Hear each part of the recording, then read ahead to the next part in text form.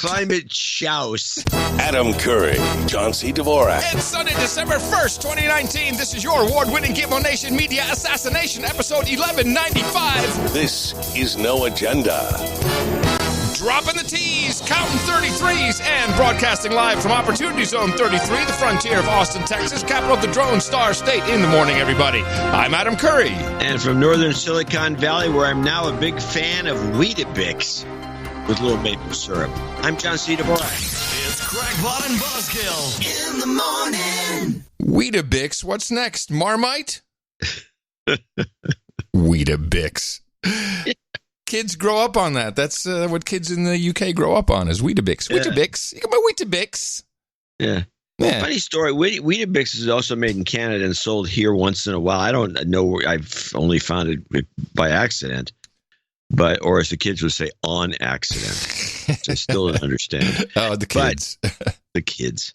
So I looked into it. It's actually an Australian product called Wheat-Bix. Yeah. That was the two guys who invented it. That was sold out from under them. They moved to South Africa, started up a company called Weetabix, and then they moved that to England eventually. And that's really? And so the standard product. This goes back to the 20s. Wow, I would say that there's a Lanham Act issue with Weet-Bix and Weetabix. It's too close. Too close. Yeah, and you know what you should try that with? Some of that Shanksville maple syrup. Well, I use maple syrup, but I don't open every maple syrup that comes along right away. That's next in line. I had to. That is outstanding. I'm sure it is. They wouldn't have sent it to us otherwise. It's too small.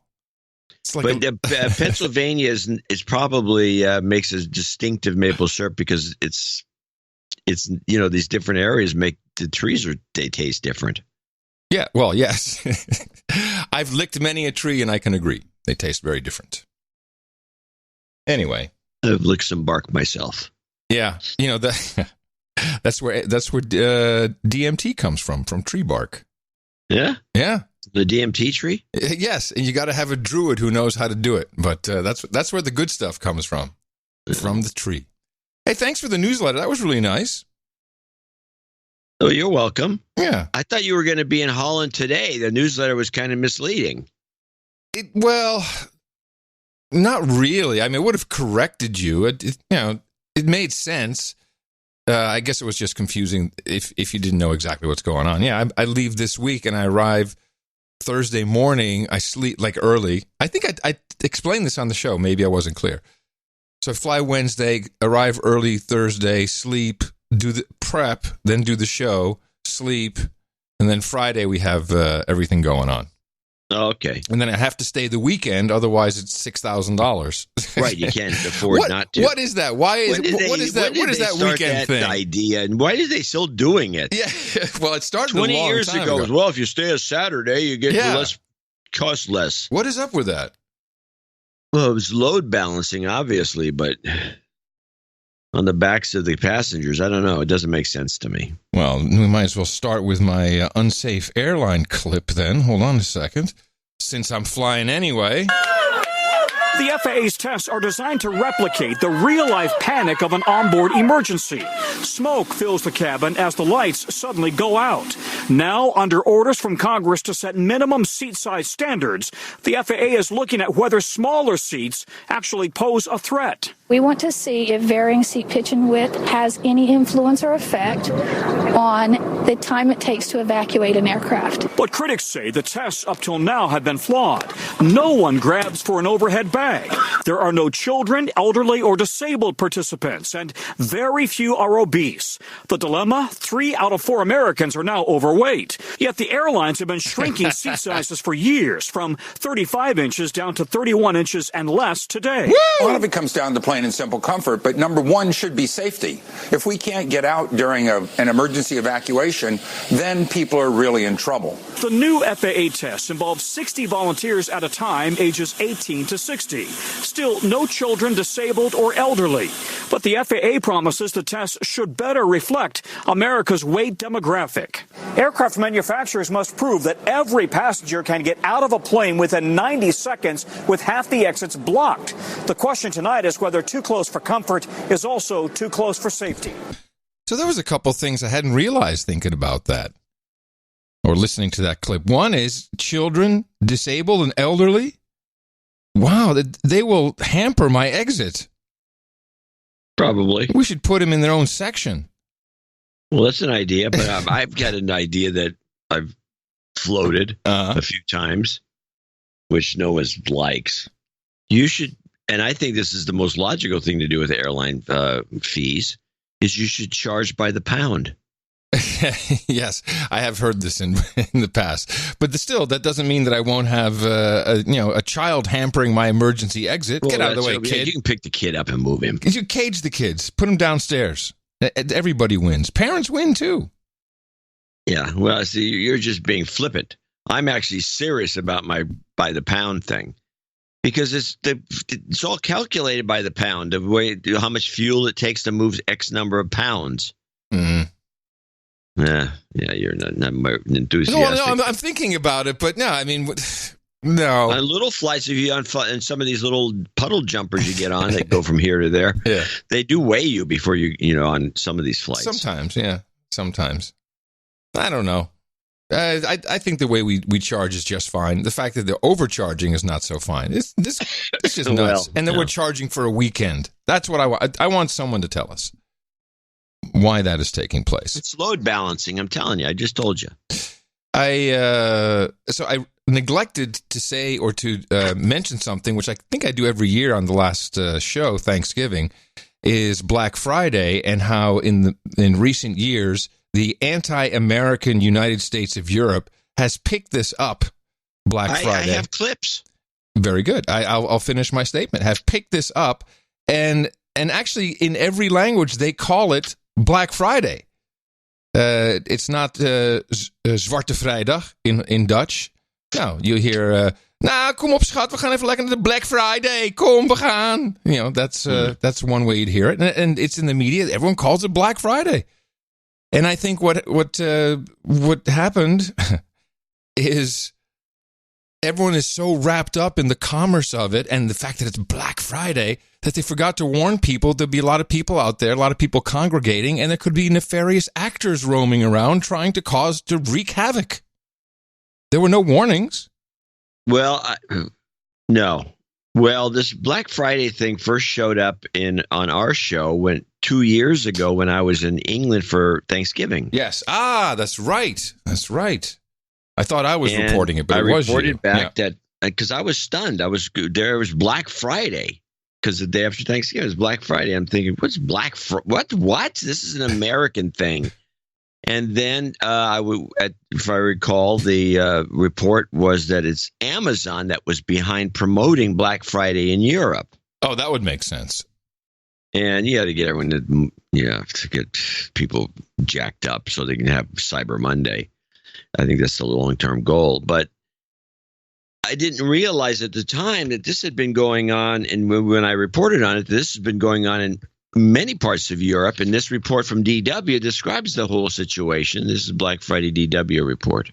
Love it or leave it, Black Friday is part of the calendar now, a day of over-the-top deals and big retailer hopes.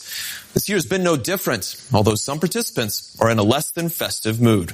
Santa Claus in Los Angeles makes it obvious to one and all what Black Friday is about. Christmas is just around the corner, so buy mountains of presents or just spoil yourself. But buy, buy, buy. Black Friday arrived in Europe years ago, like here in Paris, where consumers are also scrambling for bargains. But this year in Paris and many other European cities, climate activists have joined the throngs. They're making sure everyone gets to hear their protests against consumerism, wasting of finite resources and packaging. Some shops shut their doors to stop the activists from protesting inside. Many customers were suddenly locked in, and only a few were allowed in at a time.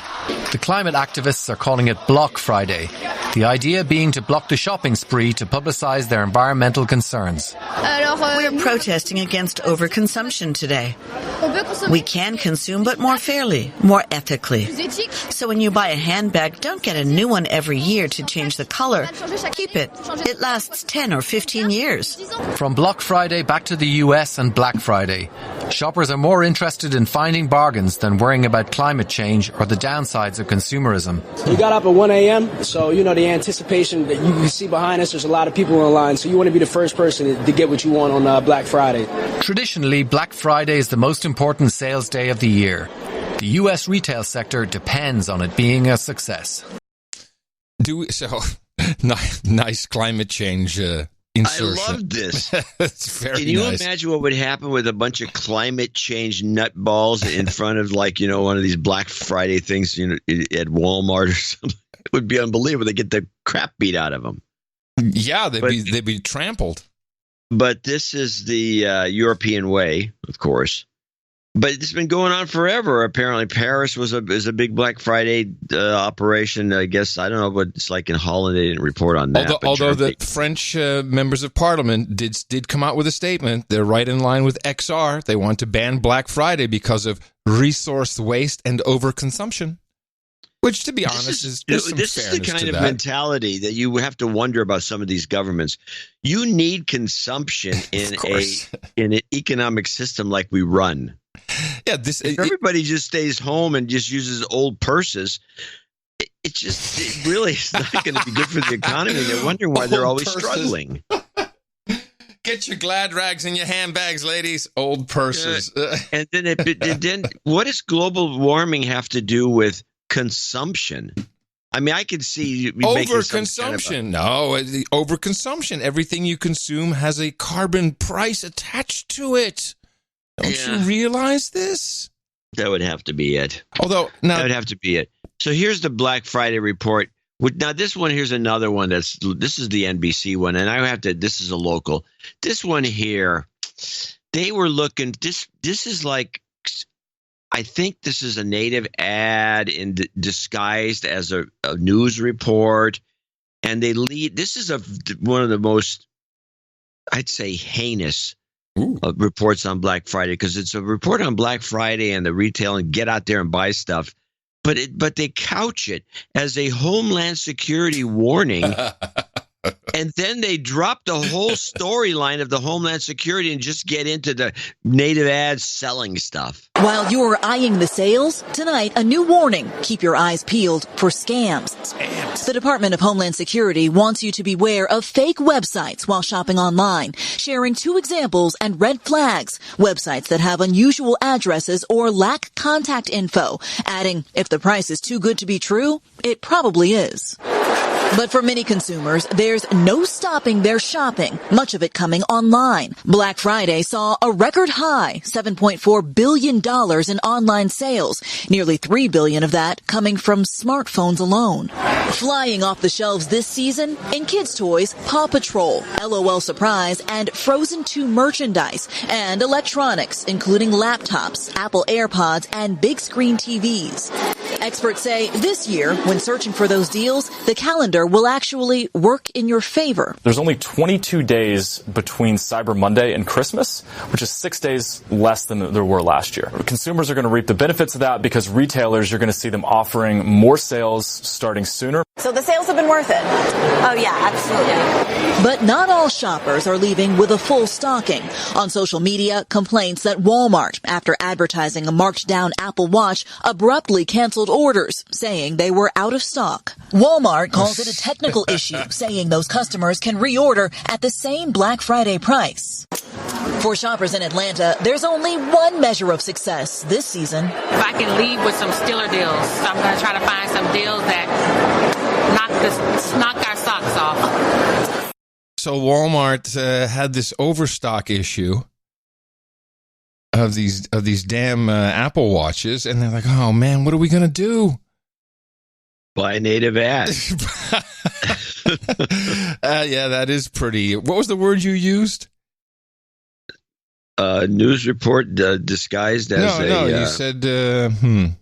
I don't know. No, yeah, I do. It was Okay. It'll come back to me. He used a good word in the intro to that. That's exactly what piece of shit I think we could have said too. It's very obvious. Shit is what I said. Very obvious. But it's like it goes on, and then they dropped this Walmart story in it, which has got nothing to do with Homeland Security. And they dropped this Walmart thing at the end about, oh yeah, they ran out of the Apple watches. They're discounted. They're selling these watches for $124 something, $75 off. Or it's still an expensive product, but it's cheaper than buying it from Apple. And I'm wondering why Apple has to run stuff through Walmart. They also have a Costco operation now. No, but they've gone all in, man. They're selling everywhere they can. It's the ads that they're doing on TV now. The co ads with the telcos. They're doing a lot. By the way, I before I forget, they're pumping them out. Probably about 14 in the next 14 days, we'll have our annual Secret Santa who pays off everybody's shit on layaway. We'll have that one coming up. Will it be for Walmart again? Because usually it's Walmart. Yeah, probably Walmart. Walmart's Walmart. Yeah, so they have that. You get the news report.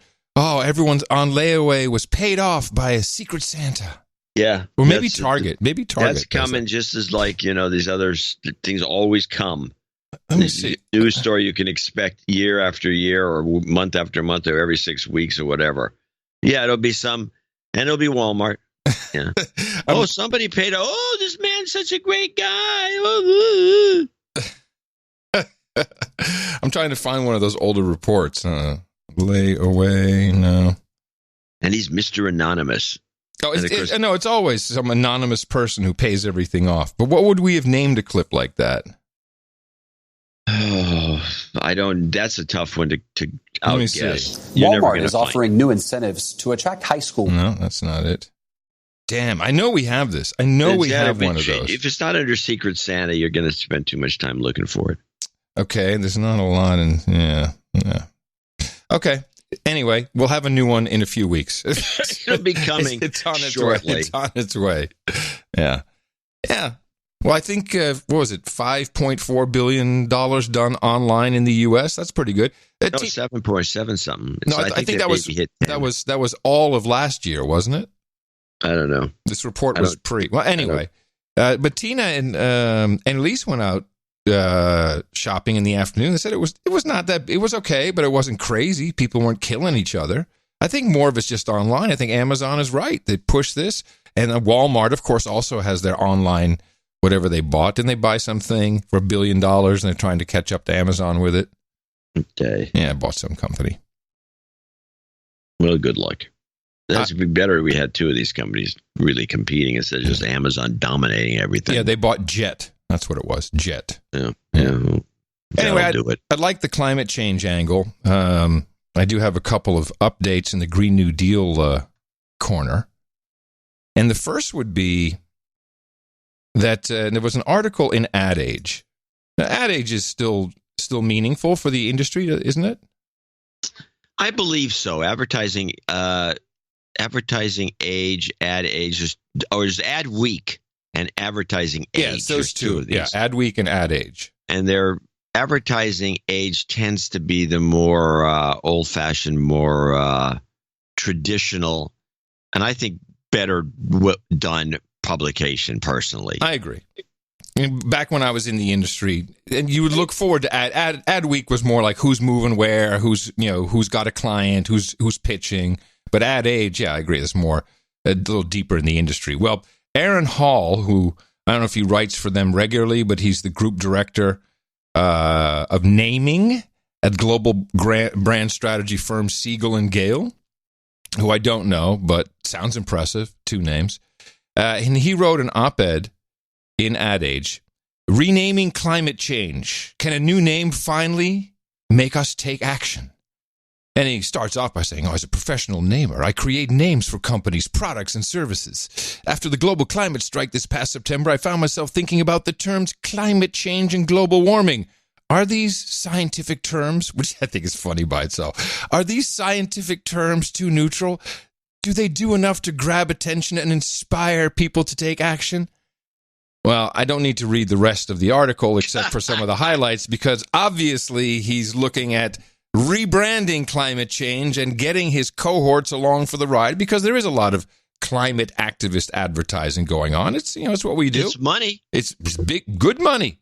And I think money. And if you have the right brand and the right branding, whether it's for a product that you want to intertwine with climate change, or you just want to get some of that sweet, sweet government dollars, you got to have some good names.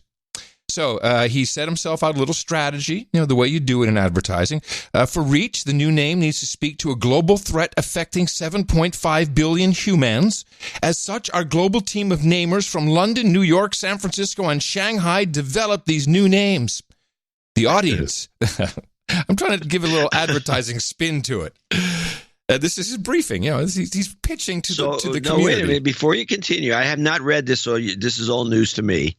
And now, did he address the fact that they've already tried to change global warming to climate crisis and climate emergency? He's completely ignored that because he actually has some of that in his pitch names. So he's actually not keeping up. No, I think he ignored it purposefully, and he has a number of names, and he probably threw in some stuff just to make it, I've kind of heard that, but we want something better. I think it's something you do. If you want to sell a pair of shoes, you show someone the sandals, the boots, and then the shoes you actually want them to buy. Audience. The brand needs to reach an audience that isn't trained in scientific terms. It's like climate change. That's a scientific term. We need these folks to understand the severity of what's happening to their planet and inspire them to make more eco-friendly life choices and pro-climate choices at the ballot box. And the message. There are many possible themes, tones, and styles of names to explore. The name could signal hope, fear, or change. It could be a call to action, be more descriptive, or use familiar metaphors that emotionally connect us to the issue. With all of this in mind, our team of wordsmiths developed the... You can't charge for a name like Wordsmith. You never call your global name branding team wordsmiths. Anyway, with all of this in mind, our team of wordsmiths developed the following new names for climate change. Now, I'll just give them to you. If you want a little further explanation, I can go into the pitch paragraph. But we'll start with the first two: global meltdown and global melting. Wow, what a lip smack! Well, let me tell you, this is interesting. Both of those are terrible, by the way. So this guy I would fire on the spot. He has more. You're fired. But the reason I say that is because I was talking to the Lib Joes in a little roundabout on the chat messaging thing. Yeah, the RCS, yeah. And I was ridiculing this stupid picture of Greta. It's been put on the side of a building in San Francisco, and it's like this huge head that's just a monstrosity, and it's frightening. I think people should protest the city council as scaring kids. And I said, why don't they put somebody else up there? And I mentioned Abraham Lincoln, Martin Luther King. There's a million people you want to paint a big head. It would be more appropriate for the. I can't wait for the comeback. And I said, why did they do this? And so one of the Lib Joes writes back, because the earth is melting. Okay. So this is in the lexicon. Yes. Well, these options are subtle brand shifts from global warming. Subtle? Yet they deliver a more negative image. These names signal that ice caps are melting, but also create a more visceral image in the mind, that real feeling of melting when it's too hot outside. We'll move on. Climate collapse or climate chaos. Well, climate collapse, I think, is they've tried that. The problem with climate collapse is, we're done. We're over. Let's go back to work. Well, he personally likes the alliteration, a naming trick. You would too. A naming trick proven to enhance memorability. So I don't like either one of them. Then he goes on to boiling point or melting point. Again, with the melting. Yeah, he's just slinging. Were they all just done during the winter where they're all bundled up outside? I don't know. Yeah, when they're complaining about the boiling point. It's a boiling point. Let me tighten my scarf. It's time to take the gloves off and stop pretending. Sometimes a brand name needs to be hyperbolic to truly capture hearts and minds. If we don't take massive action now, Earth will be uninhabitable, an irreversible barren wasteland. Plants and animals will die. Humans won't be able to survive extreme weather like floods, drought, and fires. If we don't change, we won't even be able to spend time outside. This term paints the direst picture of what's to come and what we must avoid, and is likely the edgiest brand name from our exploration. Care to guess? By the way, for anyone, climate apocalypse. For anyone to write that in Ad Age, that paragraph, you're pretty far out there. Scorched earth is his term, which of course is not anything new, but he feels that would be really good to get people's attention. That's terrible. All right. Now he has some other... Scorched earth is a specific, it is not a scientific term, but it's a historical term. Yes. And it means where you're in a war and then you decide to burn down everything behind you so that anyone chasing you cannot get supplies or live. I think the scorched earth policy, I mean, you can't put that over because it assumes somebody's actually doing something. I'm trying to think, did Aaron Hall, did he come up with the New Coke name? It seems like he might have been on that team. He has a couple other honorable mentions. So that was it. That's his pitch. Those are his names. He stinks. He has a couple of honorable mentions. Emission critical, planet critical, emission critical is a pun. Listen to this one. Pre-extinction. This I like. You and I could use this. Climate change, yes, I believe we are in the pre-extinction phase. Which of course is That's true. actually pretty good. Because we are in the Extinction Rebellion is exploiting that. Yeah, but we can actually say this because of course we're pre-extinction. We're also we always are. Yeah. We're perpetually in pre-extinction. That's why I like it. Pre-extinction. Yeah. We have to come up with this little slogan. Well, here's the Great Collapse, which I think is an interesting. No, the Great Collapse sounds like an economic thing. Yeah, it's no good. And then Earth shattering. Ugh. That's no good. No, none of these are good except pre-extinction. That's kind of cool.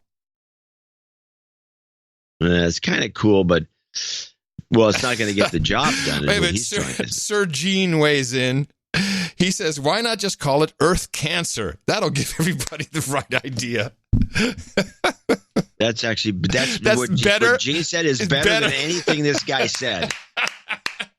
It's better than the rest. Here's the latest from Extinction Rebellion. We're here outside YouTube headquarters because... oh, yes. They're protesting outside YouTube headquarters in London. We're here outside YouTube headquarters because a Guardian report has found that the majority of YouTube... by the way, it's Guardian reporter. It's a reporter. It's their fault. Bundled up? Of course. We're here outside YouTube headquarters because a Guardian report has found that the majority of YouTube videos go against the scientific consensus about the climate crisis, and we're asking them to tell the truth about the climate crisis and not let this misinformation be spread. Once you've watched one video which promotes misinformation, it feeds you a stream and it keeps going on with just more and more and more misinformation. So that's the way its algorithm works. People do what they do because of the stories that they're told. The majority of the videos about climate science on YouTube are telling lies. Lies! The people in charge of this company know that we are in an enormous emergency. People understood the reality of the crisis that we face, that they would be here in the streets with us. There you go. Extinction Rebellion. Pre-extinction rebellion. See a picture. They got a picture of that guy who heads that thing up. He's just a horrible looking person. He looks like Satan. In the UK, they had some kind of climate debate, and neither Boris Johnson or Nigel Farage decided to show up. So on the TV, because I don't know if they decided last minute or they said, we're not coming. I think it was more like, we don't want to do this. And so they had, 3 or 4 different party leaders and then on either end it would have been Boris or Nigel, and instead they had melting busts of them, of ice melting. Very funny. Unfair, by the way. This is the typical unfairness of the whole thing to do that. But they could have brought a spokesperson in that said, the way you're supposed to do it, for people who want to do campaigning, the way you're supposed to do it is you have somebody doesn't show up. Well, he didn't show up, but we do have another representative, self-proclaimed UKIP or Brexit Party member, Bill Jenkins here, and you bring some stooge in that's got nothing to do with the party, doesn't believe in anything over there, and just makes a fool of himself. Or he's a stutterer. Right. Oh. There's you bring people like that, and you don't pull this other stuff because it's too obvious the other way. This way, the way I'm describing, is never necessarily obvious, except to the fine-tuned folks who listen to the No Agenda show. There was quite the fracas over the past couple of days as Bolsonaro of Brazil, Brazilian President Bolsonaro, claimed that a group that supports, I guess works in an NGO, Amazon Forestation NGO, received money from Leonardo DiCaprio, and that they're the ones that set the Amazon on fire. Yes, I have the clip from NBC. You do? Oh, of course. I love this. I'm covering your ass today. Yeah, well, thanks. Which one is it? every topic, I got a clip. Well, here's how it works. I sit down, I'm going to do clips. If I see you have the clip, I'm just going to get the set dressing. I'm going to get the window stuff. Yeah, you're getting all the credit. No, please. What? Just which clip is it? Okay, it's Bolsonaro. Fine. It was the segue was so beautiful.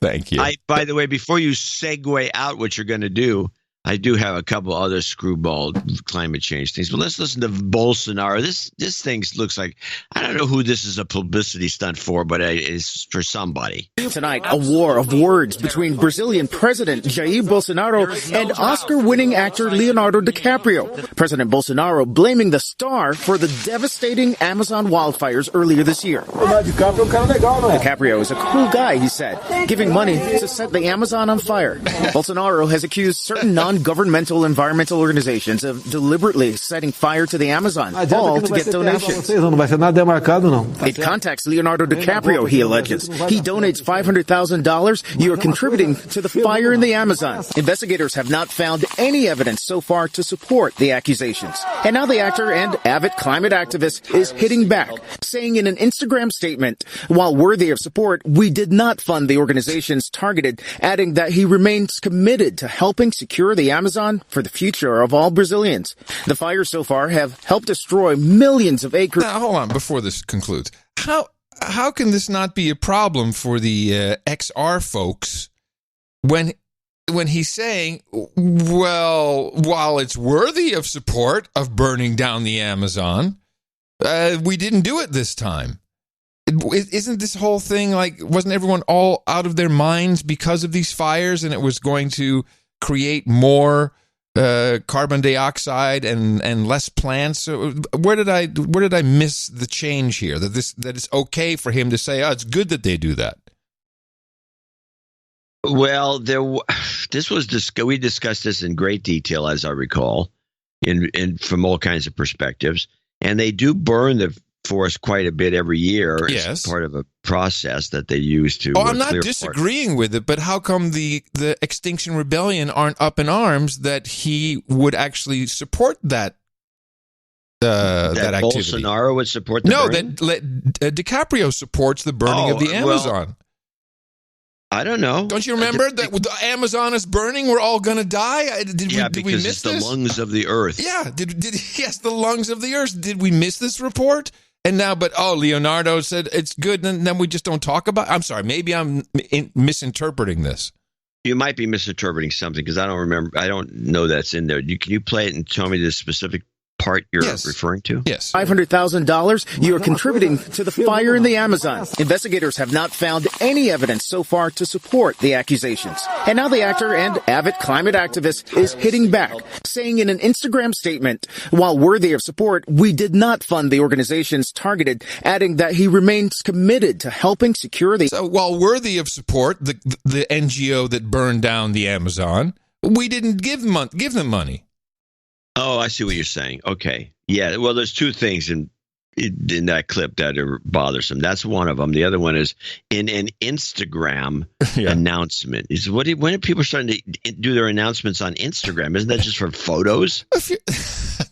No, man. If you're Leonardo, that's your platform. It's where you go. The Amazon for the future of all Brazilians. The fires so far have helped destroy millions of acres of the ecosystem known as the lungs of the earth. Governments around the world, including Brazil, need to work together to make sure this doesn't continue. For the president of a country to claim that an actor is actually trying to hurt the environment that he's trying to protect, it just shows how little Bolsonaro has in his pocket.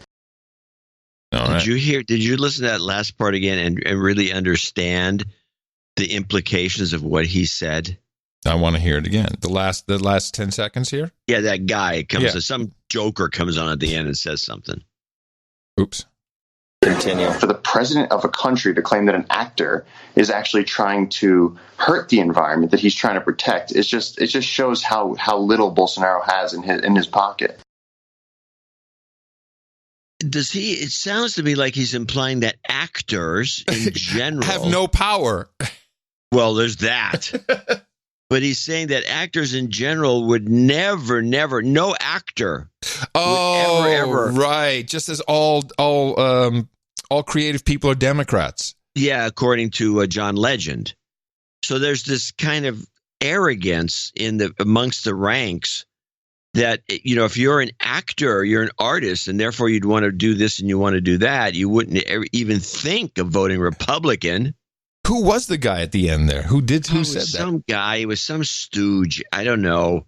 They may have had a lower third with his name on it. It was not an important person, but he was making commentary. But I just was, what? So I left it in because I was no actor could ever do that. Actors are how good, dare you? How dare you? We're all we're all against climate change. Us actors. You want to hear the John Legend clip for refreshment? Yes, please. Well, we've always been liberal. Musicians, actors. It's almost by disposition. We deal with the gay and lesbian community all the time, so we're going to feel like they should have the right to get married, just like we do. We deal with people of all colors and all races, and we travel to different countries all the time to perform. So we're going to have a more global view and a more inclusive view. It's almost by nature and by a circumstance of the things that we do. So if America doesn't want to consume the art of people who are liberal-minded, there's not going to be a lot of art for them to consume. As simple as that. Because the best artists, most of them are liberal. Sorry. There are some country artists that I know that are conservative. I have a lot of country artists that are friends. And believe me, some of them are liberal, but they don't make a big deal out of it because they know it'll alienate their base. I'm telling you, most creative people are liberal. To say I have a lot of country people who are my friends, is that not the same as saying I have black people who are some of them are my best friends? I have black people who are my friends. Jeez. I have country people who are my friends. Exactly the same. Thanks, Legend. And then we also reintroduced this secret vote thing, which is that, if you got them in a secret vote, they'd vote against him. Yes, and that's what he's implying there. He says a lot of country western singers are. Yes, yeah. They're did you hear that in there? In the closet. They're in the closet. You see, they can't really say anything because they know. Yeah, they can't say anything. But if you actually could get them to say what they really meant, they're all liberal. Oh yes, of course, obviously. So DiCaprio continues to be a good shepherd. Or steward, I should say, of Agenda 21, as he has now officially announced his investment in the Beyond Meat vegan burger company. Ugh. Yeah. Chemicals are us. Now, is that true? Do they have chemicals? They're better living through chemistry. Yeah, well, is it? I thought it was just all beans. You sure there's a bunch of, I don't have the package in front of me, but There's a lot of additives and things to make it work. And it's peas, I think, right? Now, did you want to do some more climate change? I got a few since we're on the climate change thing, and it's pouring rain here and it's freezing cold. Oh man, I think it's more thematic. We had a couple of dreary days here as well. Cold, wet. Rain. Well, it's actually not where I am. It's actually not as bad as it is everywhere else in the Bay Area. Yeah. But yeah, we got an invasion of purple urchins. This is an NBC report. This is Purple Urchins Invasion 1. With an environmental emergency impactions, an unexpected predator is disrupting a fragile ecosystem off our west coast. Gotti Schwartz went under the sea with a group trying to make a difference before it's too late. You'd never notice from along the coastlines of California, but below these picturesque waters, an ecological emergency is unfolding. We're going to show you underwater. To see this hidden crisis, you have to go deep. With the small scuba armies of volunteers all the way to the sea floor, where purple sea urchins are invading and destroying what were once vast kelp forests. So these act almost like lawnmowers. Exactly like lawnmowers. They'll actually form feeding lines to kind of sweep across an area. The sea urchins, just one piece of a catastrophic trifecta devastating the ecology of California's sea life. Warming waters from climate change and a disease wiping out starfish, the sea urchin's natural predators, have led to a purple urchin takeover. A few years ago, these kelp forests stretched all up and down the Northern California coast, but they have been decimated. They are known as the redwoods of the ocean, and this is one of the last patches left. So only 10%. That's not too bad, I guess, if it's been decimated. California coast, but they have been decimated. They are known as the redwoods of the ocean, and this is one of the last patches left. Which is why volunteers like Joshua Russo are spending their weekends trying to remove as many purple urchins as they can bag. So this is one of the last stands. Yeah, we've lost over 90% of our kelp beds in Northern California. Experts say the kelp forests are the foundation for countless food chains, from plankton to abalone, fish, crabs, sea otters, all now replaced by a barren seabed of urchins. Now, where do these come from? These sea urchins? Yeah, are they indigenous? Yeah, they're I think so. I think they're native, and they used to. Here's the real problem: they're blaming this on global warming. Global warming kills the starfish, and the starfish died of some mysterious disease that they've never identified, and they could be replenished because the starfish love these urchins, and anyone who eats uni knows what they're going for there.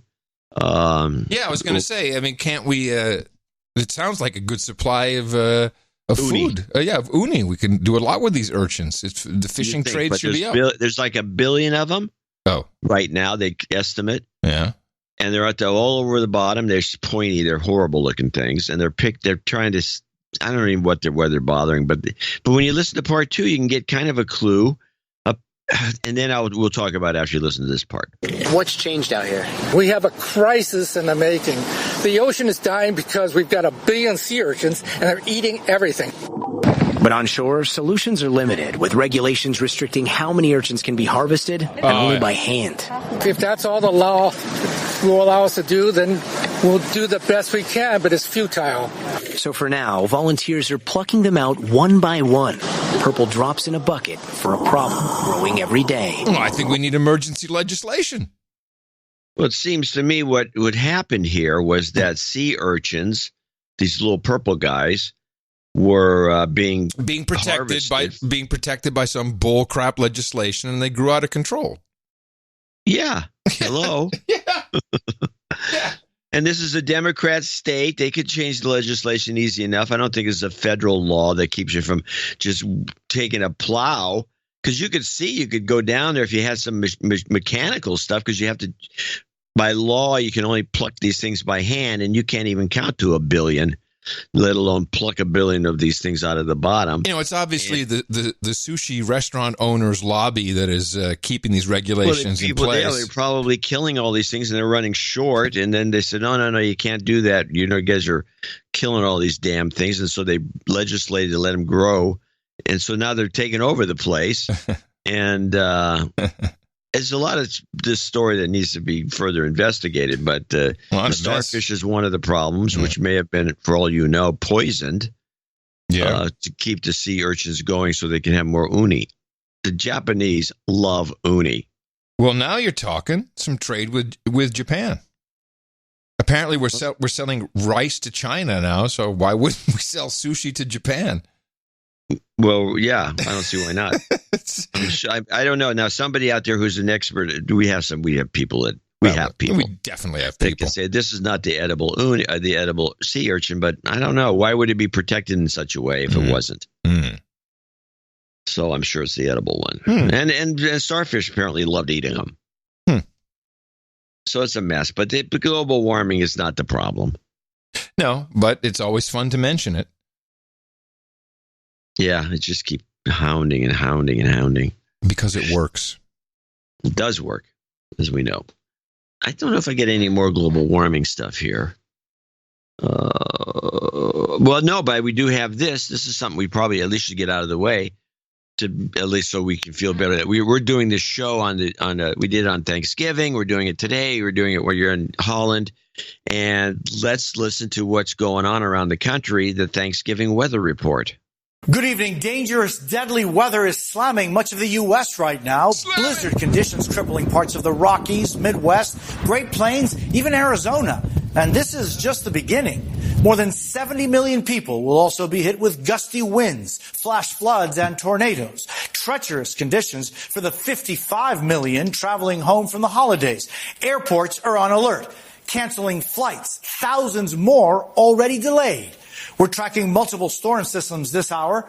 Kathy Park starts us off. Tonight, powerful storms creating chaos for post-Thanksgiving travelers as snow, heavy rain, and strong winds barrel across the country. In Colorado, hurricane-force wind gusts whipping snow in all directions, creating whiteout conditions. These winds are really whipping through here. Tough even for this meteorologist to stand, and dangerous for those daring to drive on the roads.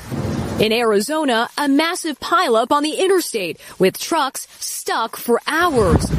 And a snowy Grand Canyon town declared a state of emergency with no power, stranding 1,000 tourists. Tornadoes even touched down in Phoenix, and floodwaters turned deadly in nearby Gila County. An RV got swept into this creek. Only 6 people made it out alive as water quickly submerged the vehicle. Listening to this in audio is probably even better than watching this on television. I think it is, except for one thing. What's that? They had a photo or a shot or a video of the Grand Canyon covered with snow. Yeah. Wow, was that something to look at? It's just the Grand Canyon, but there's snow all over the place. It's very pretty. Well, we should do our own little report. I think you should toss to me. I'm at Austin Bergstrom Airport. And we've got a report from Adam Curry. He's in Austin Bergstrom Airport as we speak. Adam. Yeah, John, I'm here at the airport. As you can imagine, this weather is really messing up a lot of travel plans for the holiday travelers. We've got this. You see, like the wind here is just. Oh, hold on a second. My cameraman is falling down. So as you can tell, it's horrible for Thanksgiving. And that's it. Be safe, everybody. Back to you in the studio, John. Thanks, Adam. That's Adam Curry at the airport. Be safe, buddy. People in the troll room like, hey, man, sounds like there's some static or something. What am I hearing? That's the wind blowing on the mic, you fools. I put all this time into production. You think they'd have a bit, use some...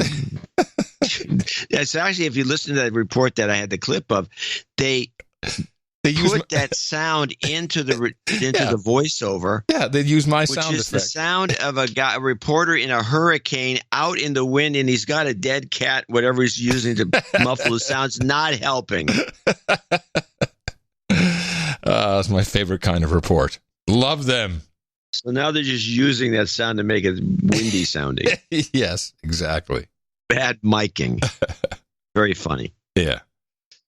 Yeah, it's the same thing. Oh, it's pretty much the same. Speaking of the holiday, Thanksgiving Day, Thanksgiving. Oh, wait, I'm sorry. I have one more global warming clip. Oh, well, that has precedence, of course. Well, we're on the topic. Yeah. Sea level rise, Shorty on Deutsche Welle. If you live in coastal areas of China, Bangladesh, India, Vietnam, or Thailand, you may have to move within the next 30 years. The reason? Sea level rise. A new study predicts that by 2050, increases in sea levels due to melting ice sheets could affect more people than previously estimated. Yeah, I think what they're trying to create is some kind of panic selling moment so that the elite can come in and get some nice beachfront property. And they brought this guy on who did this report for some climate change operation, and he admitted that there was no difference in the numbers that they've ever been, except now they're perceiving the possibility that the land mass is getting lower. Yes, it's sinking. It's sinking. Yes, instead of the sea level rising, actually the land is sinking. And a lot of that is happening. There's a lot of erosion because of sand theft, primarily. A lot of these islands, sand is being stolen, and it helps make that country sink, like the Maldives. Yep. Stealing sand. Onward. So we laughed on the last show a bit about the Newsweek report that Trump, he's spending his Thanksgiving holiday golfing and drinking, golfing and whoring and eating turkey. Whoring around. And, of course, he went to Afghanistan, which was somewhat unexpected. Now, that Newsweek reporter was fired. And now the reporter is retorting, saying, hold on a second. I called the editor who was on duty, and I told him, hey, something's going on. And he filed my report anyway. It's his fault. Yeah, so they're pointing fingers at each other. I like it. Yeah, running scared. Yeah. But it just shows how phony the news business is. Everything you saw on television, pretty much, maybe your local live newscast, but even that had a lot of pre-roll packages because that's what happens. They stop with news, they go home, they have their own. Then public be damned. And they and just file the reports and make it up as they go along. And it's not just Thanksgiving; it happens with many other things. That's why I like being here and like being live.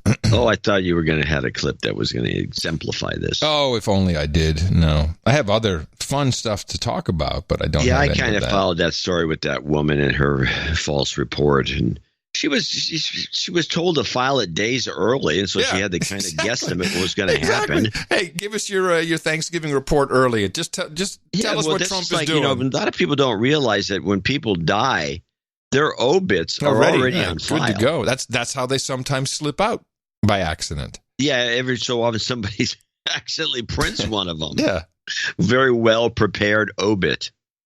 There's a big revelation in the Jeffrey Epstein case that was detailed in the New York Times. Apparently, some hacker named Kessler has come out of the woodworks and has been, talking to different parties for several months, saying that he has an entire server full, encrypted, etc., of prominent people from Jeffrey Epstein's recordings. That he set up the secure server or a secure server for Epstein, and that he had access, and he's now created a replica of it. He went to some lawyers. I mean, I just got it this morning, so I haven't really. Yeah, because he's going to get killed if he doesn't do this right.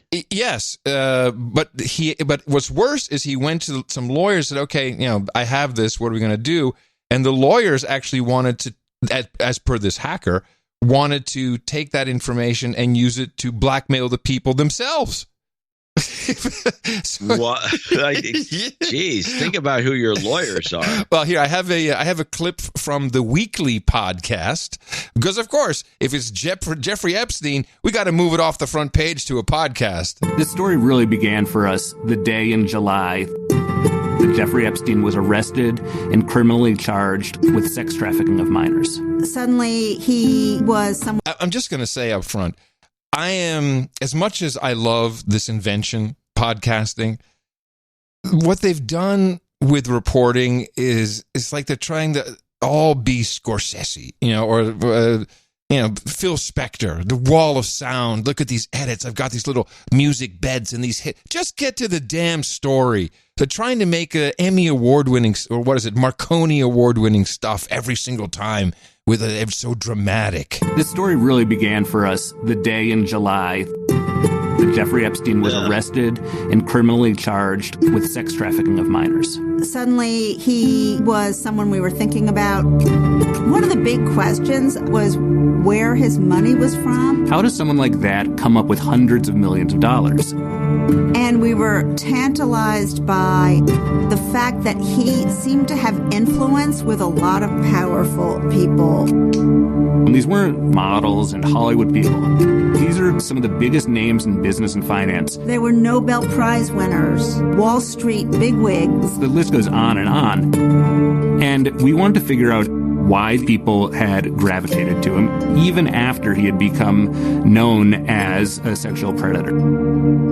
And then in September, our reporters met a man who claimed to have a secret trove of information from Epstein's properties. And this is someone who had extraordinary, probably unparalleled inside access to not only Epstein, but Epstein's digital archive. If what the informant was saying was true, it had the potential to unlock Jeffrey Epstein's most important secrets. Whoa! See, that's what I mean. It's like, here on the No Agenda Show, as we think about the most important things Jeffrey Epstein might have done, it could be something nefarious. Yes, exactly. I needed that in there. We should just do the show like that. Just overproduce I should be playing music in the background. Yeah, it could be useful. Well, if you read the reporting on it, though, this is interesting. Of course, they were reading from a script. Yeah, this is what obviously. Presented. It could have been a clip. Could have been a lot shorter. I just they've taken forever to say what they wanted to say, and I just love that they have. That there's this guy out there who says, "Hey, I've got it," and that apparently showed something on his phone. Well, guy should set up a dead man switch and make sure that stuff goes to WikiLeaks if anything happens to him. Yeah, well, I don't know if you want it to go to WikiLeaks, but someplace. Yeah, well, he has said this, yes, that he has a WordPress blog. What? No Squarespace for your dead man switch? Oh, sacrilege! In the Me Too arena, very important study has come out in the Springer Evolutionary Psychological Science publish section of their publishing system, so it's an official one. I can only get the abstract because I don't have any way to purchase this. Springer Verlag? Yes. Sexual strategies and the perception of sexual advances. Oppression or opportunity? Here we go. And remember, this comes originally from Eliza Schlesinger as highlighted by the No Agenda Show. From an evolutionary perspective, the perception and interpretation of sexual advances depend on sex-specific mechanisms, individual differences in the perceiver's mating strategies, and the actor's attractiveness. In 2 studies, participants evaluated hypothetical situations of sexual advances from a coworker varying in attractiveness. Can you imagine this study, John? Can you imagine setting this up? This study. Can you imagine? We're like, hey, we're going to do a study. Can the No Agenda Show help choose the participants? Yeah, right. It's like doing a casting call. So, varying in attractiveness, that was study 1, and physical appearance or status in study 2. Oh, that's a very slight difference. That's another one. Yeah. In both, but he's rich. Now here's the thing though. In both studies, men perceived sexual advances as less negative than women, especially when the advances arise from a physically attractive actor. Stop the presses. Furthermore, read that again. I had no idea. Who could have thunk? In both studies, men perceive sexual advances as less negative than women, especially when the advances arise from a physically attractive actor. Now, mind you, men are the horn dogs, so it's less than women. I think, since I don't have the study, I'm pretty sure they put it in there to make women sound less douchey. But it's really equal as we continue to read. Furthermore, the higher the sociosexual orientation of the participants, what the hell does that mean? sociosexual. I have, generally speaking, I could probably from some perspective, answer a question like that. I have no idea what you're talking about. Sociosexual. Sociosexuality is the individual difference in the willingness to engage in sexual activity outside of a committed relationship. Oh, cheaters. The higher you just say cheaters. Sociosexual doesn't even imply that. That's a crazy term. But anyway, keep reading. It's science, man. Shut up. It's science. Furthermore, the higher the sociosexual orientation of the participants, the less harmful these sexual advances are perceived. Oh, okay. Finally, the same behavior from an attractive or physically attractive actor is perceived as less harmful than from an unattractive actor. Results are discussed from an evolutionary perspective on the perception of sexual advances. So it's a scientific fact that if you're hot, you can harass all you want. Well, I think that's borne out by reality. And then poor Harvey Weinstein must really feel like a crap head after he's the ugliest man in the world, apparently. Well, Billy Joel already proved to us that as long as you got talent or money, it doesn't matter how you look. That's how you got Christy Brinkley. So but then she left him at the drop of a hat. That was the alcohol. That was the problem. There's no staying power. Staying power. I just thought you'd be happy about it. I thought you'd be chuffed about that. Chuffed? Chubbed? I don't know what the term is. I don't know what that means. Well, should we talk? Really happy about it. It just confirms reality. It's just like the whole thing. And now you got, of course, unfortunately, it reopens the she's too ugly to have a boyfriend kind of argument. No, it's going to be the heartless right-wing girls. The good-looking heartless right-wing women are always condemning the ugly women for being ugly. No, the logical outcome is, why didn't you sexually harass me? Because I'm ugly? Is that why? Oh, that's a great way to go. Of course it's going that way. Yeah, then you got just the opposite. The pendulum swings in the opposite direction. I mean, already, if you're in the social justice circles and someone says, well, would you date a trans woman? You have to say yes. If you don't say yes, then you're transphobe. So would you date an ugly woman? Yeah, of course you have to say yes. Yes, of course. Yes. Yeah. Well, that's part of the laws they keep trying to pass in California, where you can't discriminate on account of looks. Right. Literally on account of looks. And this was put forth by a bunch of people who are all have their ears gauged. They got face tats. They got horns that have been embedded into their head. Their face is red. They look like the devil. Literally look like the devil. They got canine teeth that have been implanted. So they look just horrible looking people. They're just gruesome. Yeah. And you have to hire them. All right. Do you want to do 2020 politics here? You want to do something else? We have a couple minutes if you want to. I have some. You want to do a little Brexit? Oh yeah, Brexit would be good. We're getting into this. We're getting into some action here. Yeah, we're getting pretty close. Yeah. First, I have a man on the street report that's kind of interesting. This is they're talking about Brexit and the upcoming elections. It's How important in this election do you think Brexit is? Very important. That's what I think. I think it's going to be the most important question. Brexit's a really important issue for... It's a lot of important issues. Britain at the moment, and so it's hard to separate it from the election. But dig deeper and things get more complicated. Is there anyone in particular that you think is better placed than anyone else to sort Brexit out? So I don't want Brexit to happen, so whatever outcome of the election makes that more likely would be good for me. Well, Conservative would get it over the line, I would believe. Is that what you want to see happen? Not necessarily. Opinion polls indicate that the number of people who will base their vote on Brexit has more than doubled since the last election, from 18% to 40%. Now, add the prominence of Brexit as an election issue to the huge divergence of views on Brexit, and what you get is bad news for a settled result. Vote for the party that wants to stop Brexit. Labour has a clear plan to get Brexit sorted within 6 months. We can get Brexit done now. One way or another, almost everyone you talk to wants Brexit over with. But what if the voters are so bored with Brexit, they screen out the issues around Brexit? What if the voters screen it all out and they decide to vote on the domestic issues that worry them, whether it is the NHS or housing or all those other issues? And those are areas where, by and large, the opposition party, the Labour Party, have got the strongest policies and the biggest support. That's one among many variables in the coming election.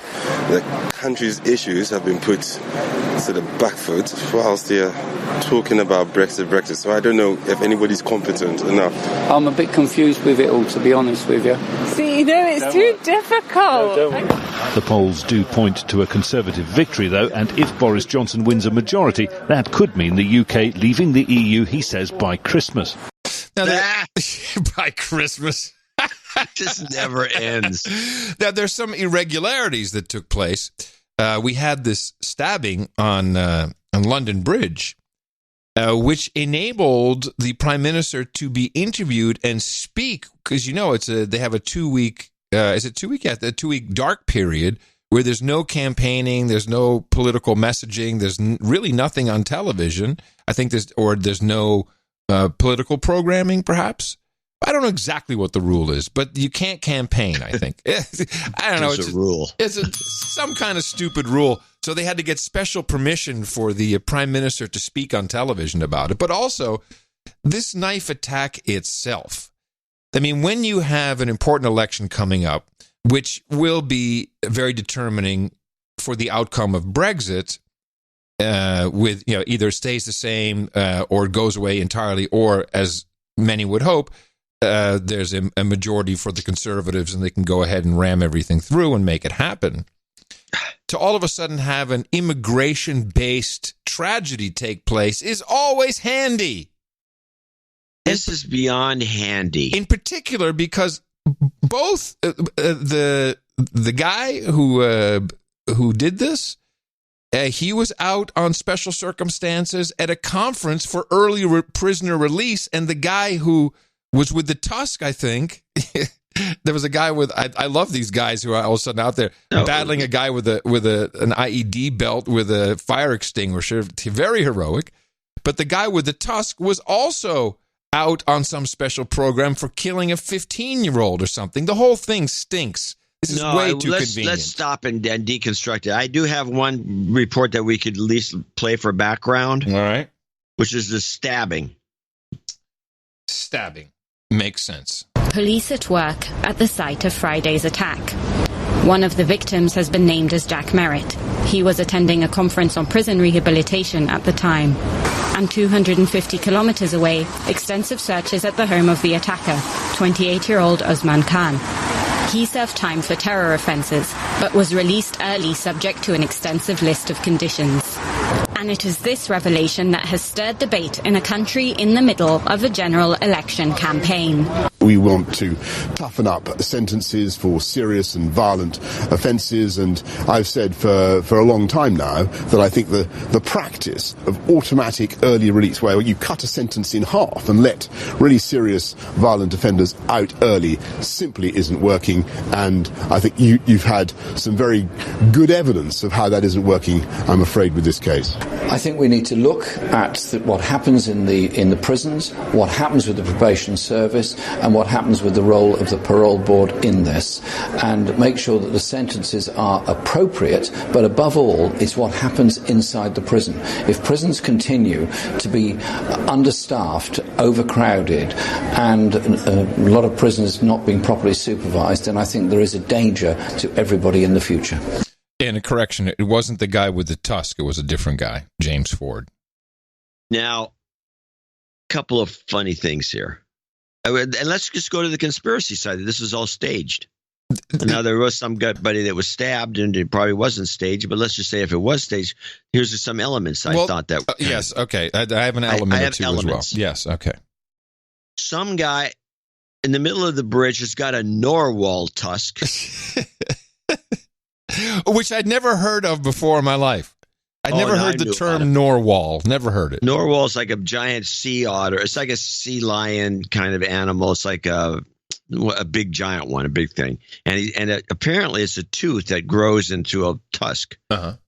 And he sticks straight out, and you can stab things with it. But this guy's got this thing, which apparently was at some fishmonger's hall. Yeah, on the wall. Which he grabbed off the wall.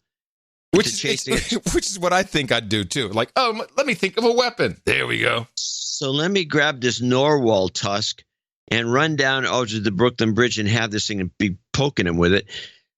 A little suspicious to go through all that trouble. Well, and the Brooklyn Bridge would have been very interesting. Another guy's got a fire extinguisher where I don't know where he lugged this thing from. But that was my favorite. He lugs his fire extinguisher and he's spraying the guy. That was great. And I think he conked him in the head with it, which is typical of if you have a fire extinguisher and you can do a headshot with it, you'll knock the guy out. Yeah. And so then some cops show up, and the guy is pretty much subdued, it seems to me, and he's taken to the ground. But they said clear away, and the cops put 4 slugs into him. Yeah, this was the part that especially when you're doing it at close range. And why? I mean, you're afraid he's going to blow himself up, and then you're going to shoot in the area. And you're going to shoot from that angle and blow up yourself. That angle as well. Yeah. Now, if you're going to take this to like the conspiracy side, wouldn't it be possible if this whole thing was staged and these boneheads had to be getting out of there? Who knows about the guy with the tusk? I don't know about that, but the whole thing could have been, just a crock of shit, and he was carrying a fake bomb vest. Well, stop. Here is the most annoying part of this. When the story broke, everybody was not reporting a fake bomb vest. It was reported as a hoax bomb vest, which means something very different. Fake versus hoax is not the same thing. And why were they saying hoax, hoax, hoax? I don't know. Maybe it's code. It must be. The guy's got a fake bomb vest. Is it possible that the fake hoax bomb vest was actually a bulletproof vest? Very likely. A good one, not a Kevlar, one of those kinds that they use in battle. But you could cover that up with some fake bombs, and so you pump the 4 bullets carefully into the bulletproof vest and haul the guy off. I like it. Job well done. I like it. But that's why I think the term hoax was code. Yeah, could be. Let me just see if it was the BBC as well who were reporting that. Let's see. USA Today, hoax. Telegraph reported as hoax. New York Times as hoax. And then that kind of went away. But to me, I've never heard that reported as a hoax, because a hoax means intentionally tricking people. But, actually, what is the difference between hoax and fake? Well, a fake bomb vest is just it's just objectively what it is. A hoax bomb vest would be one just supposed to trick people. I'm sorry. Well, no. Hoax, the actual definition is a humorous or malicious deception. So if it was hoax, the guy meant it as a joke? No, malicious. That wasn't the term, though, was it? No, malicious deception. You just read the definitions in there. Okay. A humorous or malicious deception. Malicious. Yeah, you're right. Malicious. Okay. Well, I just found that to be odd. And I like your theory, though. None of it made sense. It made zero sense to be shooting the guy from, what was it, maybe 4 feet? Yeah, right there. Boom, boom, boom. And maybe, as you say, it was to, there had to be some kind of, I mean, that would really hurt if you hit someone, even with the vest from that distance. But you want to aim perfectly at the vest. So maybe that's why it was so close. But regardless, very convenient for the election. Let's just put that out there. Whether it was real or not. Very, very Trump, not Trumpian, very Bushian. George Bush, would they always jack up the alerts? Oh, we're up at red alert, we're orange alert. Remember the alert system? Oh, yeah, I missed that. I missed just the old before alert the system. re-election of George Bush, they jacked it up to orange because we're under threat from the terrorists. I missed the old alert system. It was so much fun. With the one that never changed. It was just printed on everything. Permanently orange. Permanently orange. And with that, I'd like to thank you for your courage and say in the morning to you, the man who put the C in climate collapse alliteration indeed, John. In the morning to you, Mr. Adam Curry. Also in the morning, all feet in the air, ships in the water, subs in the water, ships at sea, boots in the air, and all the dames and knights out there. Yes, in the morning to the trolls who are in our troll room. It's where you belong, right there in the darkness at noagendastream.com. Let me see how many trolls we got hanging out today. We've got, 1,161. Not bad, almost as high as our episode number. Fantastic. Oh, that's going to be cool when you hit episode and trolls. Epitrol. We are at Epitrol 1195 today, but noagendastream.com is a good spot to go hang out. I did also want to promote Animated No Agenda, which you can find in the show notes as a link to it, direct to the YouTube, or just put in your search engine, Animated No Agenda. The magic number is the most recent episode. Fantastic job by Jennifer once again. Also, a big in the morning to our artist for episode 1194, our Thanksgiving special. So that artist can actually say that he was the artist for the No Agenda Thanksgiving Day Special 2019. And Darren O'Neill did it. It was perfect. It popped like crazy. It was the No Agenda turkey with the Epstein didn't kill himself on his chest. Everything about it was perfect for our Thanksgiving special. I really liked it. It worked. Well, you could be a little more positive. Just it worked. It was like, good job, Darren. It popped. It was good. It was the clear winner of the group. Yeah, noagendaartgenerator.com is where you can find all of this and where you can create an account, hopefully, if it works, and upload some yourself. We always look forward to right after the show to see what everybody has done. It's kind of the dessert for our No Agenda meal twice a week on Thursdays. So let's thank a few people, starting with Anonymous Duke, executive producer, 56789 from Michigan. Well, it says no location, but Michigan's good enough. I've been donating anonymously since 2011. Zoomed past Duke status sometimes years ago. Woo-woo! Thank you, boomers, for all that you do. Love and light for Curry's dad. Happy Thanksgiving and such. A day late, but not a dollar short. Shout out to Grammarica and Mo Facts and No Agenda Social. The book Dark Alliance by Gary Webb. As long as hell, but is so good. Adam and Mo brought it up on episode 4. Not that I can remember, but Webb years ago. Yes. All right.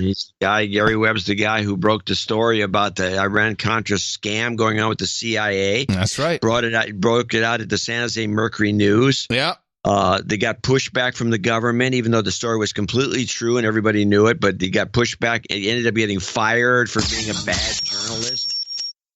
Ended up going, living out his life, and I think then killed in Sacramento. And it was like, this is an example of doing good work. 2 to the head, gun in the left hand. A lot of it had to do with the fact that he was working for corporate media.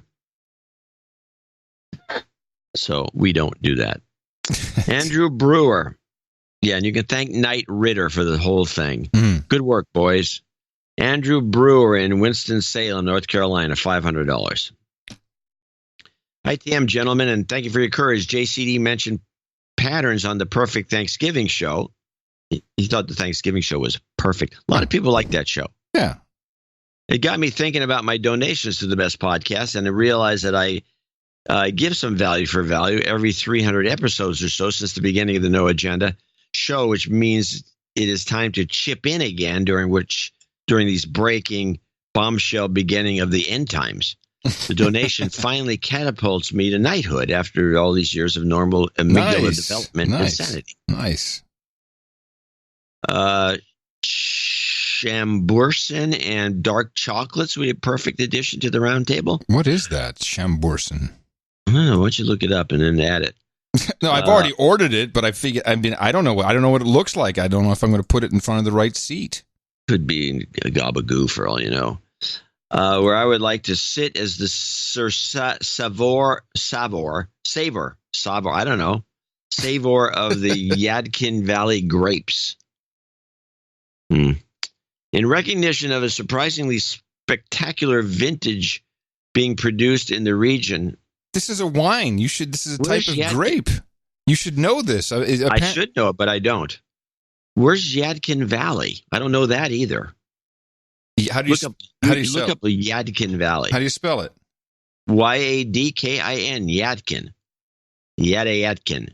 Yadkin. North Carolina. Oh, it's a North Carolina product. Okay. No, it's a French product. The North Carolina. I'm going to tell you on the side here. I noticed when I first went to Bordeaux in 1973. In a lot of the vineyards that weren't the great vineyards where every grape is worth thousands of dollars, but in many of the small vineyards, they had side by side growing with the grapes in Bordeaux. I don't think you'd see this anymore, and I don't think I've seen it since. Tobacco. So you have a little vineyard and a tobacco field. Mm-hmm. All in the Bordeaux area. Interesting. And I have always said, well, that's interesting that you can grow tobacco where you grow these grapes. And I've always had it in the back of my mind. So I went to North Carolina, which is a tobacco growing state, and found that they were switching a lot of these tobacco fields to grapes. And I visited a lot of wineries there. I visited more barbecue places than wineries, I will admit. But I went to a lot of wineries, and the wine was quite good. And it was, it was made with kind of a lot of lack of self-assurance, low self-esteem. Is this any, well, you're from California. You must know about this. So here, try this and try that and try this. And as if everyone from California is a wine expert.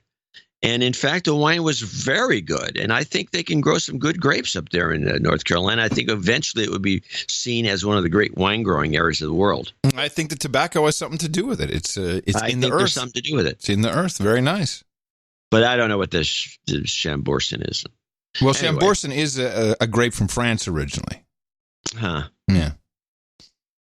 It's probably a wine they're making in some of the areas. I noticed this when I was in Texas. I hate to keep going off the track, but people will appreciate some of this. So I'm in the hill country they got a bunch of wineries there. They're all over the place, and vodka distilleries. Yes, we have a lot of Deep Eddy vodka. Yep. Yeah, it's one of the best in the world. And so I went to all these wineries. I didn't buy anything because for one thing, they're overpriced and they're not that good. But it's interesting that they've taken a liking to growing Tempranillo outside of Austin, Texas, and every winery made some of it. And it seems to take well to Texas. Yeah. And Tempranillo is the grape that's mostly grown in Spain to make the great Riojas and other wines. But that's so Texas has potential for that particular grape. Anyway, onward. Sorry. I like it. Everybody loves it, John. Don't listen to what... I like to host a Noah Jenner producer meetup at one of these more established wineries in the spring of summer 2020, and of course host ACD and JCD to tour anytime. A de-douching, please. You've been de-douched. And some karma producing, some career boosting karma to take me to the next level professionally. Okay. The Get Laid karma I received about 3 years ago and continues to be amazing. Wow. Send pictures. Finally, if you could be so kind as to play the following jingles. Jordan Peterson, That's Wrong. Mm-hmm. Reverend L. Sigourney Weaver, Can You See the Juice? And Oh My God, That Was Amazing. And finally, Don't Eat Me, Hillary Clinton. Too many. Keep up the great works, gentlemen. Yours in deconstruction, Andy Brewer, Winston-Salem, at Ultrastar on the tweeters. Sir Savor, or something, of the Yadkin Valley grapes. And he says the swoop is coming. That's wrong. Sigourney Weaver. Oh my gosh. Can you see that juice? Oh my God, that is amazing. Eat me, Hillary Clinton. You've got karma. I got them all. Onward to Earl of Luna, Sir Kevin McLaughlin in Locust, North Carolina, 33333. Jingles request. F Cancer Karma. Ice Luge Goat Scream. Jobs Karma. F Cancer Karma for my Uncle Huey Willett of Locust, North Carolina. We've got 2 North Carolinas in a row here. Yeah. This is my decree. Everyone is just to be happy and healthy. Sincerely, the Earl of Luna, Sir Kevin McLaughlin.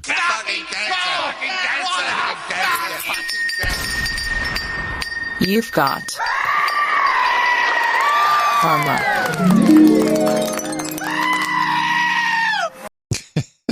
Jeez. I love it. Tom Whitaker in Redwood City, California, 333.33. Important donation note here. Important. I work at Google, and no agenda is sometimes the only thing that keeps me sane amongst probably the largest group of swollen amygdalas on Earth. If you could play a Family Guy, I'm a douchebag for me, that would be great. I don't think we have that one, though. We do have. I remember clipping it years ago, but I don't think you're going to find it. Oh, that sucks. I'd really like to, but I have no idea. No idea. Well, I'll just... Sorry, Tom. Give him a regular douchebag. Yeah. Douchebag. Well, follow that. That's not for Tom. No, of course not. That's for all the Googles, whereas amygdala is fighting Sizage, and I'll give him a goat scream karma. You've got karma. Hey, thank you, man. It's good to know that there are sane people on the inside. I'm sure it's not easy. So apparently Microsoft's filled with these folks, too. Folks. My daughter's fiance and her went to Vegas to visit his grandma, and his parents were there. Oh. And their amygdalas are swollen to an extreme. And apparently the old man was driving down the road, according to Nick. To reports. Yes, reports. He was People driving familiar down the road, with the and he hits situation. a pothole and starts cussing about Trump. He promised us infrastructure. Okay. He says all they wanted to do was get into political fights at the Thanksgiving table. Oh, It's really? funny. That still actually happens, huh? Yes. Oh, and so the kids had to put the kibosh on it. Oh my goodness! So he was really baiting everybody, trying to kind of get them all riled up. Yeah. Wow. I mean, we have a diverse. He wanted to argue. He just couldn't not do it. Jeez. Onward to Sir J.D. Barron of Silicon Valley, 333.13. Yes. Yo, dudes. Upgrading greetings from Silicon Valley. Love and light to Adam and family. Safe travels and hope you can celebrate fond memories. I give thanks to original show with no agenda. The Crackpot and Buzzkill and the No Agenda Nation and the Knights and the Dames out there. Okay. I think you just forgot the word the word the. It's like hospital. Oh, okay, could be. I hope that you had university. I hope 33. I hope that you had just as much or little turkey and or family as you desired this Thanksgiving. Please give a shout out to the cast and crew up the upcoming. Sounds like a hiccup. No, he dictated this into his phone. It sounds like up the upcoming of Trigger Warning opening soon here in Silicon Valley. This play, the Dame Phenonymous will be in. Features the soon-to-be anthem of the current generation, OK Boomer. Okay, read next in a cranky old geek's voice. Cranky old. Just geek's be yourself. Voice. Hey. JCD and Grand Duke Foley, we need to get a meetup down here soon, in the real Silicon Valley. This not Northeast Silicon Valley, Berserkly. Yeah, I know. NoAgendaMeetups.com. Finally, a No Agenda hot tip for all those dudes named Ben and dudettes named Bernadette that are doing tech support for their parents and or families this holiday season. Please put in show notes. Oh. Okay. I could have been read as a drunk donation. I'm almost No, put in show notes. He has a promotion. Oh, he's got a promotion. He's got a promotion going on. Get the best deal of the year at the end of the year protection software for your family from Malware Bytes. The promo ends on Monday, 12/2. He wants me to add the link to the show notes. No, is this regular practice? No, it's not regular practice. But go to Malware Bytes /promotions, and you'll find something there. Yes. I'm shocked. I'm shocked. He wants to put it in the show notes. There's important stuff in there, like Jeffrey Epstein didn't kill himself. Malwarebytes.com/promotions. There you go. And then you put /PC or Mac or Android. And I'm going to give him. I'm going to give him some karma. You've got karma. Okay, get your pen out. Oh, bro. Okay. Eileen Sauer in Muskegon, Michigan. She's going to be a dame today, and I think she's on the list. I'm pretty sure of it. Yes, she is. But there's some additional information. Yes. Roundtable requests? Yes, and let me read the note. Okay. Listening to No Agenda has become part of my weekly agenda. With the enclosed check, I have $250. I now reach the goal of damehood. To be at the round table is a great honor. I wish to be known as Dame Zelda of the Turtle Realm. I would like to have strawberries and cream horns. Strawberries and... Is it CREME or EAM? She's got a CREAM horns. Cream horns. Okay. Got it. Not sure what that is. No, I don't think you want it. But we'll have it at the round table. Your deconstruction has been invaluable and has encouraged me to look deeper and take nothing at face value. This is good. Your insight, that's what you want. Another win. In other words, think everything's bullcrap. Another win. Your insights and unique styles of delivery provide both enlightenment and the entertainment needed to expand my horizon and keep my sanity at the same time. Thank you, Adam and John, for all that you do.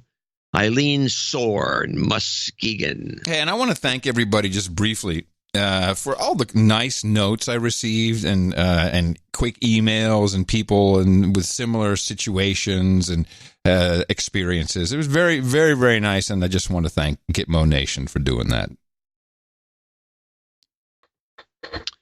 Sushan of Slovakia. He's in the U.S., it says, but he's in Slovakia, or he's from Slovakia. 23456, one of my favorite numbers. I'm answering the call for the Dame Drive. Yay! Yay. With this donation, I am able to surprise and bring my smoking hot wife, Bara, to the round table. Or Bara. Bara. It looks like it's B-A-R space A is the way you pronounce it. To the round table. She is not a fan of the moniker Dame, so you should please knight her Sir. Yeah. Not a Dame Bar, and give her some goat karma, please. As for me, humbly, I ask for some health karma as I go into a deviated septum surgery on Tuesday and could use the healing power at the No Agenda community. I truly believe in everyone who hears this and thinks a happy thought makes a huge difference to my recovery. Karma works, people. Yeah, there's a lot to be said for that. Thanks to the both of you for keeping us all. Yeah, that's why the bigger your audience, the better. Thanks for the both of you for keeping us all sane and producing the best podcast in the universe. Oh, yeah, I forgot. F cancer for anyone who needs it. Sir Sean of Slovakia. Dame Drive, it's a Dame Drive, and baby, you can be a Dame.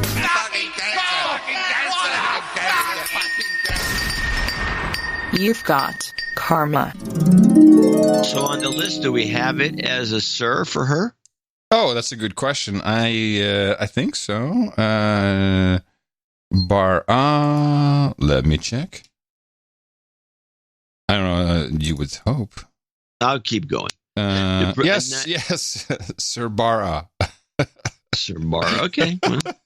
Fine. No, it's supposed to be Sir. No, it was something else. Hold on. You have to do it right.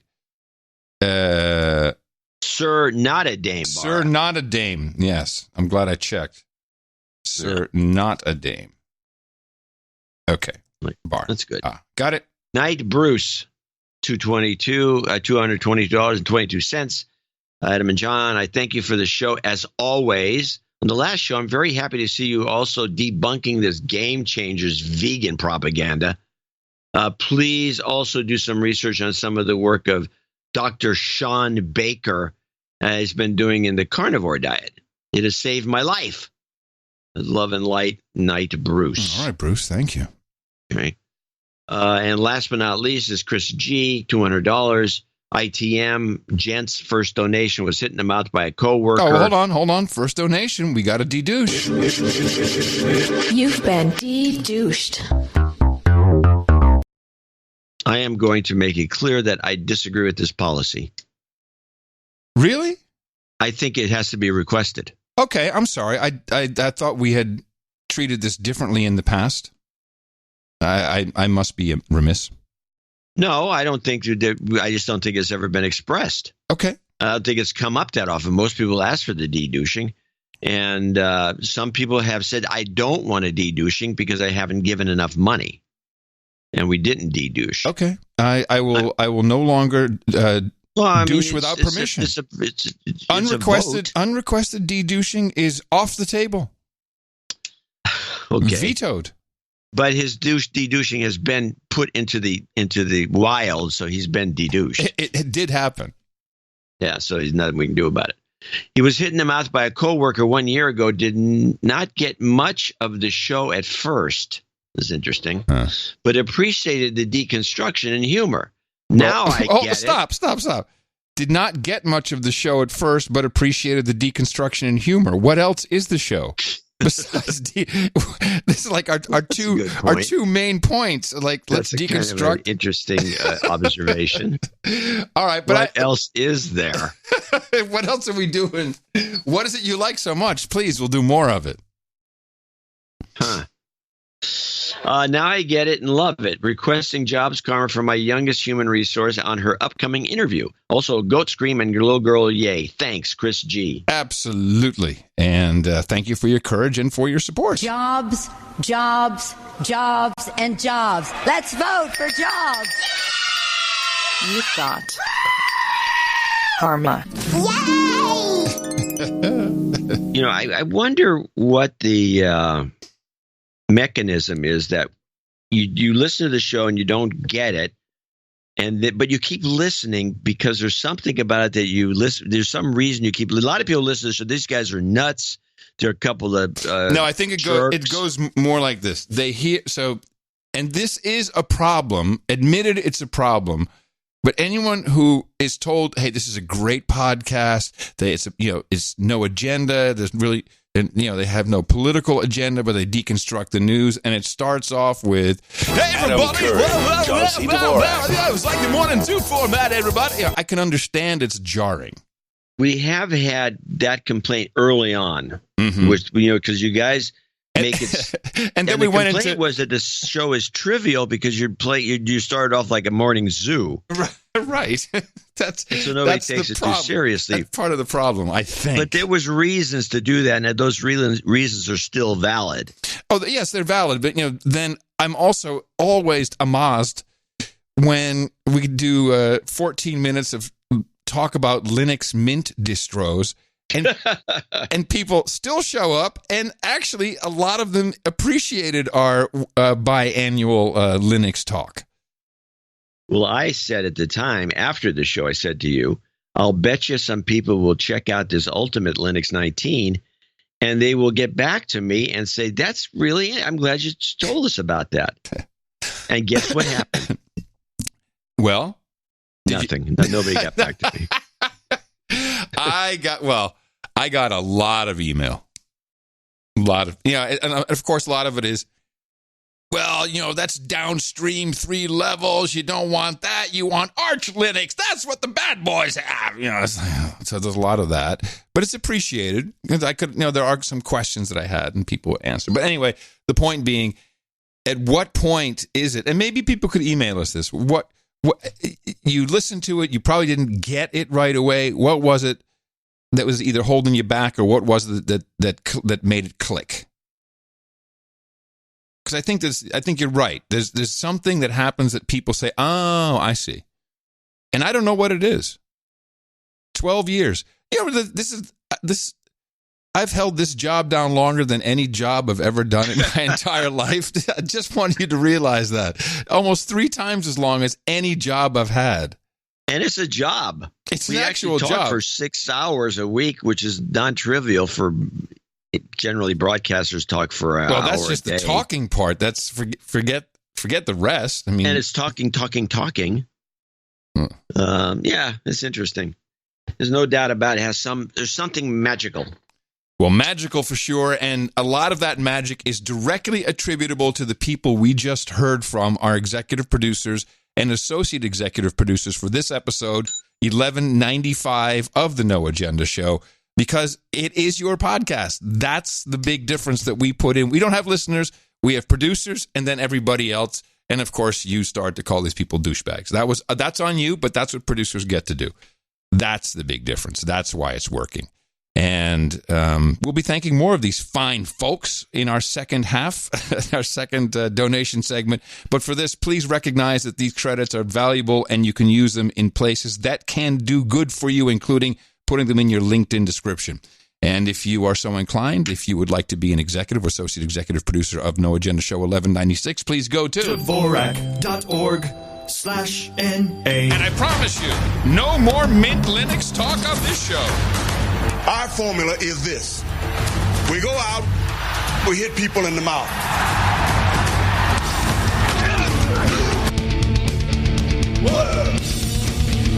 Order. Shut up, slave. Shut up, slave. Yeah, I do want to be. I had to back you off on that because I do have to say one more thing. Oh, about Linux? About this Mint Linux Ultimate. So you're really going to do this? Okay. Just because I forgot to do it last time. So I've got this Mint Linux, and I'm just playing around with it. And so I type a document, LibreOffice document. I said, what happens if I go to the printer? And so I hit print. It worked right away. It worked right away. I know. I didn't have to go find a printer. I didn't have to load any drivers. It's a Epson printer. It's an XP950. It just worked. And that was what stunned me the most. Okay, well, since you brought it up, I too am still on Lubuntu. I'm very happy. Forgive me. Yes. Now, not about anything about Linux, but I was thinking that, and maybe this does exist. Maybe I'm so out of touch. Could be. But when I was growing up, we had classes in school. We had woodworking. We had shop. Yes, we had home economics, which meant cooking and stuff. There should be a class, and maybe there is. I would just call it tech or technology class. And you enter this class. You're given a laptop and a CD, and you're told, okay, you're going to create the perfect computer for you. And you're going to learn how to do that in this class. And of course, it starts with choosing a distro of Linux and then customizing it. Because the more I realize how incredibly shackled I was by the two predominant operating systems, and Linux is now finally at a place where I can actually use it. And I'm not saying this lightly. I've tried many, many times over the past years. And in fact, I would say the way to do it is just get your virtual box for free and try it, because you can't break anything. You don't have to boot anything on your drive, and it'll work just fine, at least for testing, and probably even better than that. But we should be teaching kids the actual basics of how this stuff works, because they're dealing with it in their everyday life. And when I look at a smartphone, I can see all the things that are taking place and how the information eventually comes back onto my screen. And there's tremendous benefit to that. There's tremendous benefit to the creativity you'll have in the future if you really understand how things work. But this is not being taught, and the only way to learn it, and boy, is Linux a great way to learn how this stuff works, because you actually have to get your hands dirty to make it work. It's just a thought. Maybe it exists. Maybe classes are doing this. We would have heard of it. Well, in fact, what you said, which is the same when I was a kid, they had wood shop, they had metal shop, they had auto shop. Yeah, auto shop, sure. And all the kids would learn how to tune cars and do whatever you wanted. And they had home economics, right? And it was a room full of ovens. Now the problem is, while I'm saying this, of course, we're about 30 years too late, because Apple and Microsoft and now Google with Chrome OS have completely swamped the educational system and are eating your children alive, literally, because you are a slave to how they want you to do things. Just try and install Windows 10 out of the box these days. They try to suck you into creating an online account with Microsoft no matter what you try. And I think they should take this computer shop class and actually extend it so you actually build your own box. That's what I just said. Well, you said take a laptop. You gave them a laptop. You can't build a laptop. You give them oh, you mean the actual build. Okay, yeah, why not? Yes. Get a CPU. No. How about just a Raspberry Pi? This is fantastic. Well, you can do that. No, I think that's an option, but I'd like to see a real computer come out of this. Yeah, but you're old school. Well, Raspberry Pi and those little Nudnik things and some of these other little devices are also fun. Yeah. Arduinos or whatever the hell they're called. Yeah, and let them strap stuff onto it and learn about this stuff. They teach none of this. For Christmas, please, give your child one of these Raspberry Pi startup kits for kids. You will not regret it. Well, maybe you will. But anyway, I think that this whole idea of learn to code. No, you've got to understand how the stuff works. Make it work for you. Learn to code is a scam. Of course it's a scam. A scam. Do you want to be an obedient tech worker, or do you want to be the next genius to wear a turtleneck? So, while we're talking about Brexit a minute ago, I do have this little sub clip because we've talked about this on the show, and we've always been baffled by it. And I was baffled by it with my friends in England. It keeps coming. Yes, I know exactly what this is about. This is about the leaked documents, isn't it? Well, in this case, the clip is a very short one, but it's a WTF clip. Yep. Play it. Jeremy Corbyn also says he's obtained documents that reveal Britain's National Health Service could be up for sale in a post-Brexit trade deal with the United States. Yeah, this is the big scandal. Apparently, a trade document between the U.S. and the U.K. leaked out, and that's where and we already heard this rumor, like they're selling out the national health system. A year ago. Yeah. So, of course, they're selling out the NHS. Trump's going to take it over. Well, no, it has to do with the pharmaceutical industry. And they feel like it's not advantageous. I do not know what's going on, but it is not advantageous for the UK, according to the socialists. Yeah. Well, while we're on this topic of trade and dirty dealings and big industry, I had a little bit of a chance to go back and look at some of the vaping roundtable that the president had. You know, he was about to sign a document that kind of, or some regulation was going to affect. I don't think there was a law per se, but of course they do want a law to ban the flavored vape liquids because it's how the children, how they're getting addicted to nicotine. All of this on the heels of the great vaping disaster of people dying from vaping went away pretty quick, as you can tell. We cured it, I guess, somehow. And only in America. No one died anywhere else. Don't vape in China. Don't vape in Europe. Don't vape in the UK. But they only died here. And the first sightings in North Carolina of the IQOS store already popping up. That's the test market, North Carolina. Yep. Well, very important. Important because this is still all about tobacco. And the reason the vape industry, I'm just going to recap for people who haven't been along for the ride. The vape industry was kneecapped. That's a good one. Kneecapped because the tobacco industry, which is quite big in billions of dollars terms, makes no money on nicotine. They need to sell leaf. They need to sell the plant. They need to sell tobacco. That is necessary to generate revenue. The states need to get that revenue because they've already written bonds against it. That revenue is taxes, but it's also for death. There's extra special money that the tobacco companies pay. They're trying to get the nicotine to be taxed, but that's really not what it's about. It is big tobacco beating down the innovators, beating down the little man who just wants to inhale water vapor. And here's what Romney at the round table. Romney, all of a sudden, Romney's in the room with Trump, and he's got a big mouth. Yeah, Juul removed mango in September of 2018, and youth used rose. It was the #1 most popular product on the market. Flavors are an issue. They are attractive to youth. The kids. How about the children? Yes, sir. We've got almost 6 million kids addicted to nicotine. And they're getting addicted to nicotine because of flavors. 66% of the kids addicted to these products are saying they didn't even know it had nicotine in it. They thought it was just a candy type product. It's the flavor that's drawing the kids in. It's a health emergency. I salute the fact that Juul has said we're taking these products off the market because we care about our kids. The kids and the adults have access. The adults have access to menthol products through Juul. They have a tobacco flavored products, but putting out cotton candy flavor and what is it, unicorn poop flavor. I mean, look, this is kid product.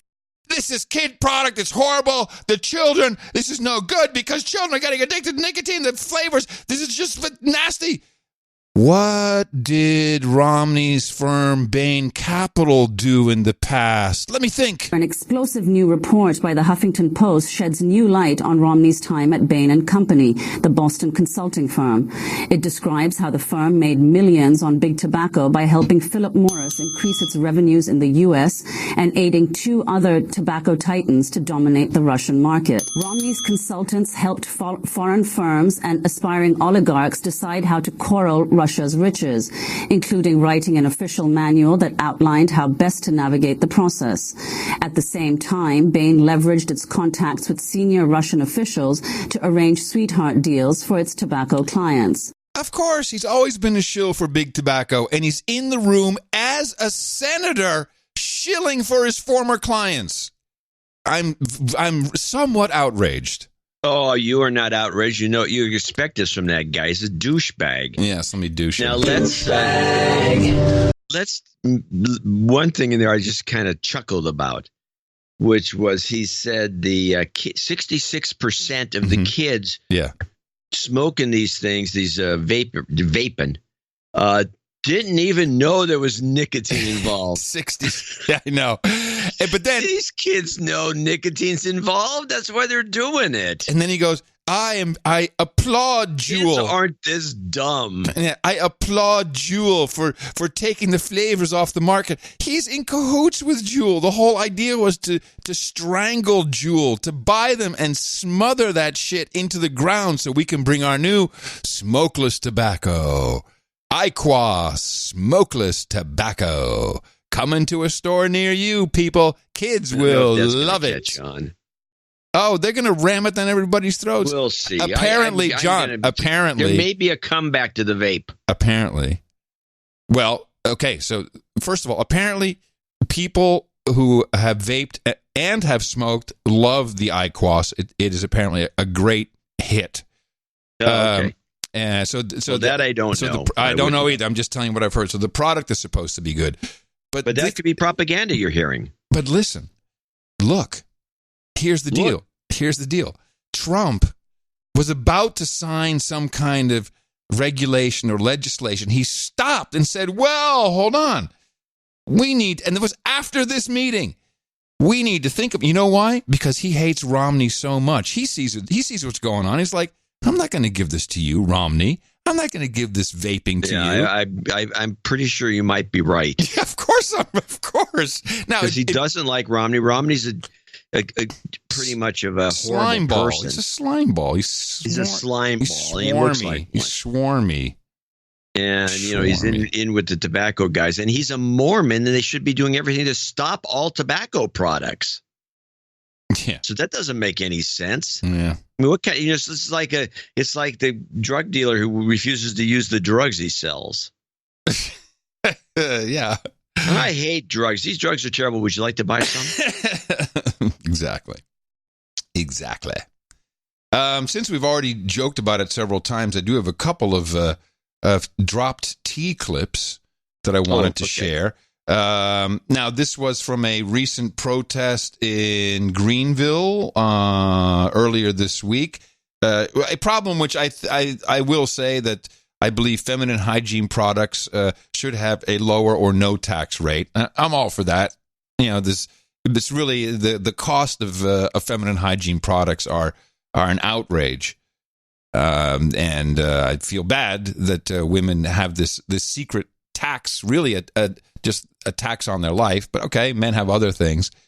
But there's the pronunciation issue which came into play in this clip. 3/4 of women think the tampon tax should be a thing of the past, with 67% of them saying it's a form of sexism. One poll conducted a study of 2,000 women who have had periods on behalf of Intimina, and it's not just financially where women feel like they're cheated. 3 in 5 women said their school sex ed class did not prepare them for their periods. And they're not here for the stigma surrounding menstruation, with 37% saying talking about it is still taboo. In fact, a quarter said they've seen or heard someone say women shouldn't come to work when they're on their period. Somewhat surprisingly, women 18 to 24 were most likely to think society still sees it as, quote, shameful, according to the Intimina study. And it affects the way women talk about menstruation too, with more than half saying they're more comfortable using a euphemism like, quote, monthly visitor when discussing it. So even though 8 in 10 women said discussing menstruation openly and honestly is important, it seems we have a ways to go. Finally, I'm like, was this the right clip? Yeah, where is this coming? Important. Well, here's one from a Trump rally. Why are you so fired up to support Trump? I'm a big Trump supporter. I didn't really get into voting until Trump became president in 2016, and I'm just excited. This will be my first rally. I just wanted to come out and support him. I'm really proud of everything he's doing and hope he's able to keep it up 4 more years. Well, support him. Support him. Yeah. So it sounds partially like there's a Southern thing to it. There's also a British thing. I think Love Island UK has not been helpful. And I had a clip. Now I don't know what happened to it. This is kind of unfortunate. I had a clip from South Park from 1998. Let me just see. What the heck happened to this? Yeah, do another one of my great setups, John. Yeah, I did. It's all. You should have this clip lined up before you begin your soliloquy. I have here's the thing. I have the whole.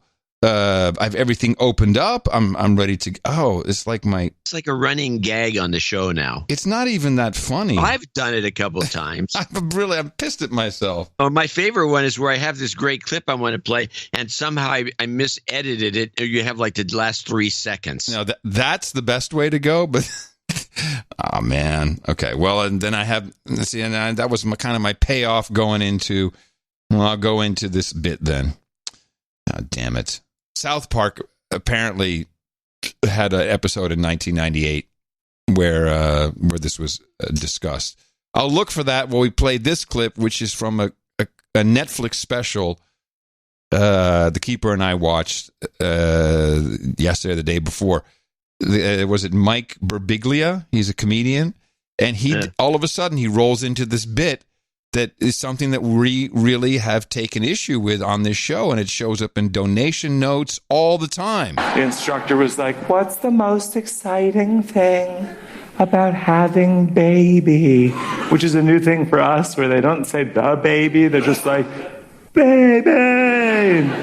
We were like, we just want baby to live. We don't have high hopes for this thing, because we went to hospital, and we spoke with doctor, and she did test, and it's touch and go at moment, and that. Yeah, that's good. So I found the clip, but for some reason it doesn't show up in my. Let me see if I can play it directly from the drive. I knew I hadn't forgotten it.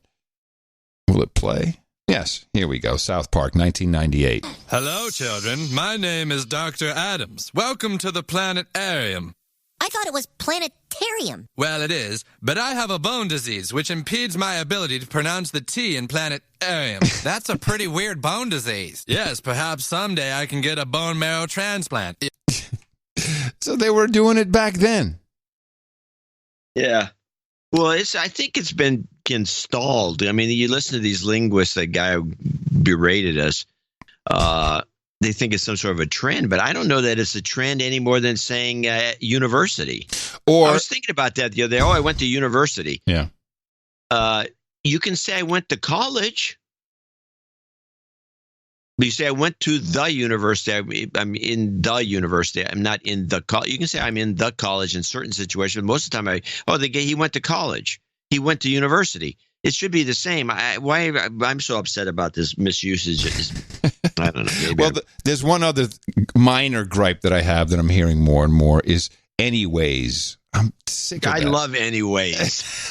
You love it? Really? That's second to anywho. But anyways is said with sincerity, not as anywho is. All right, well, fine.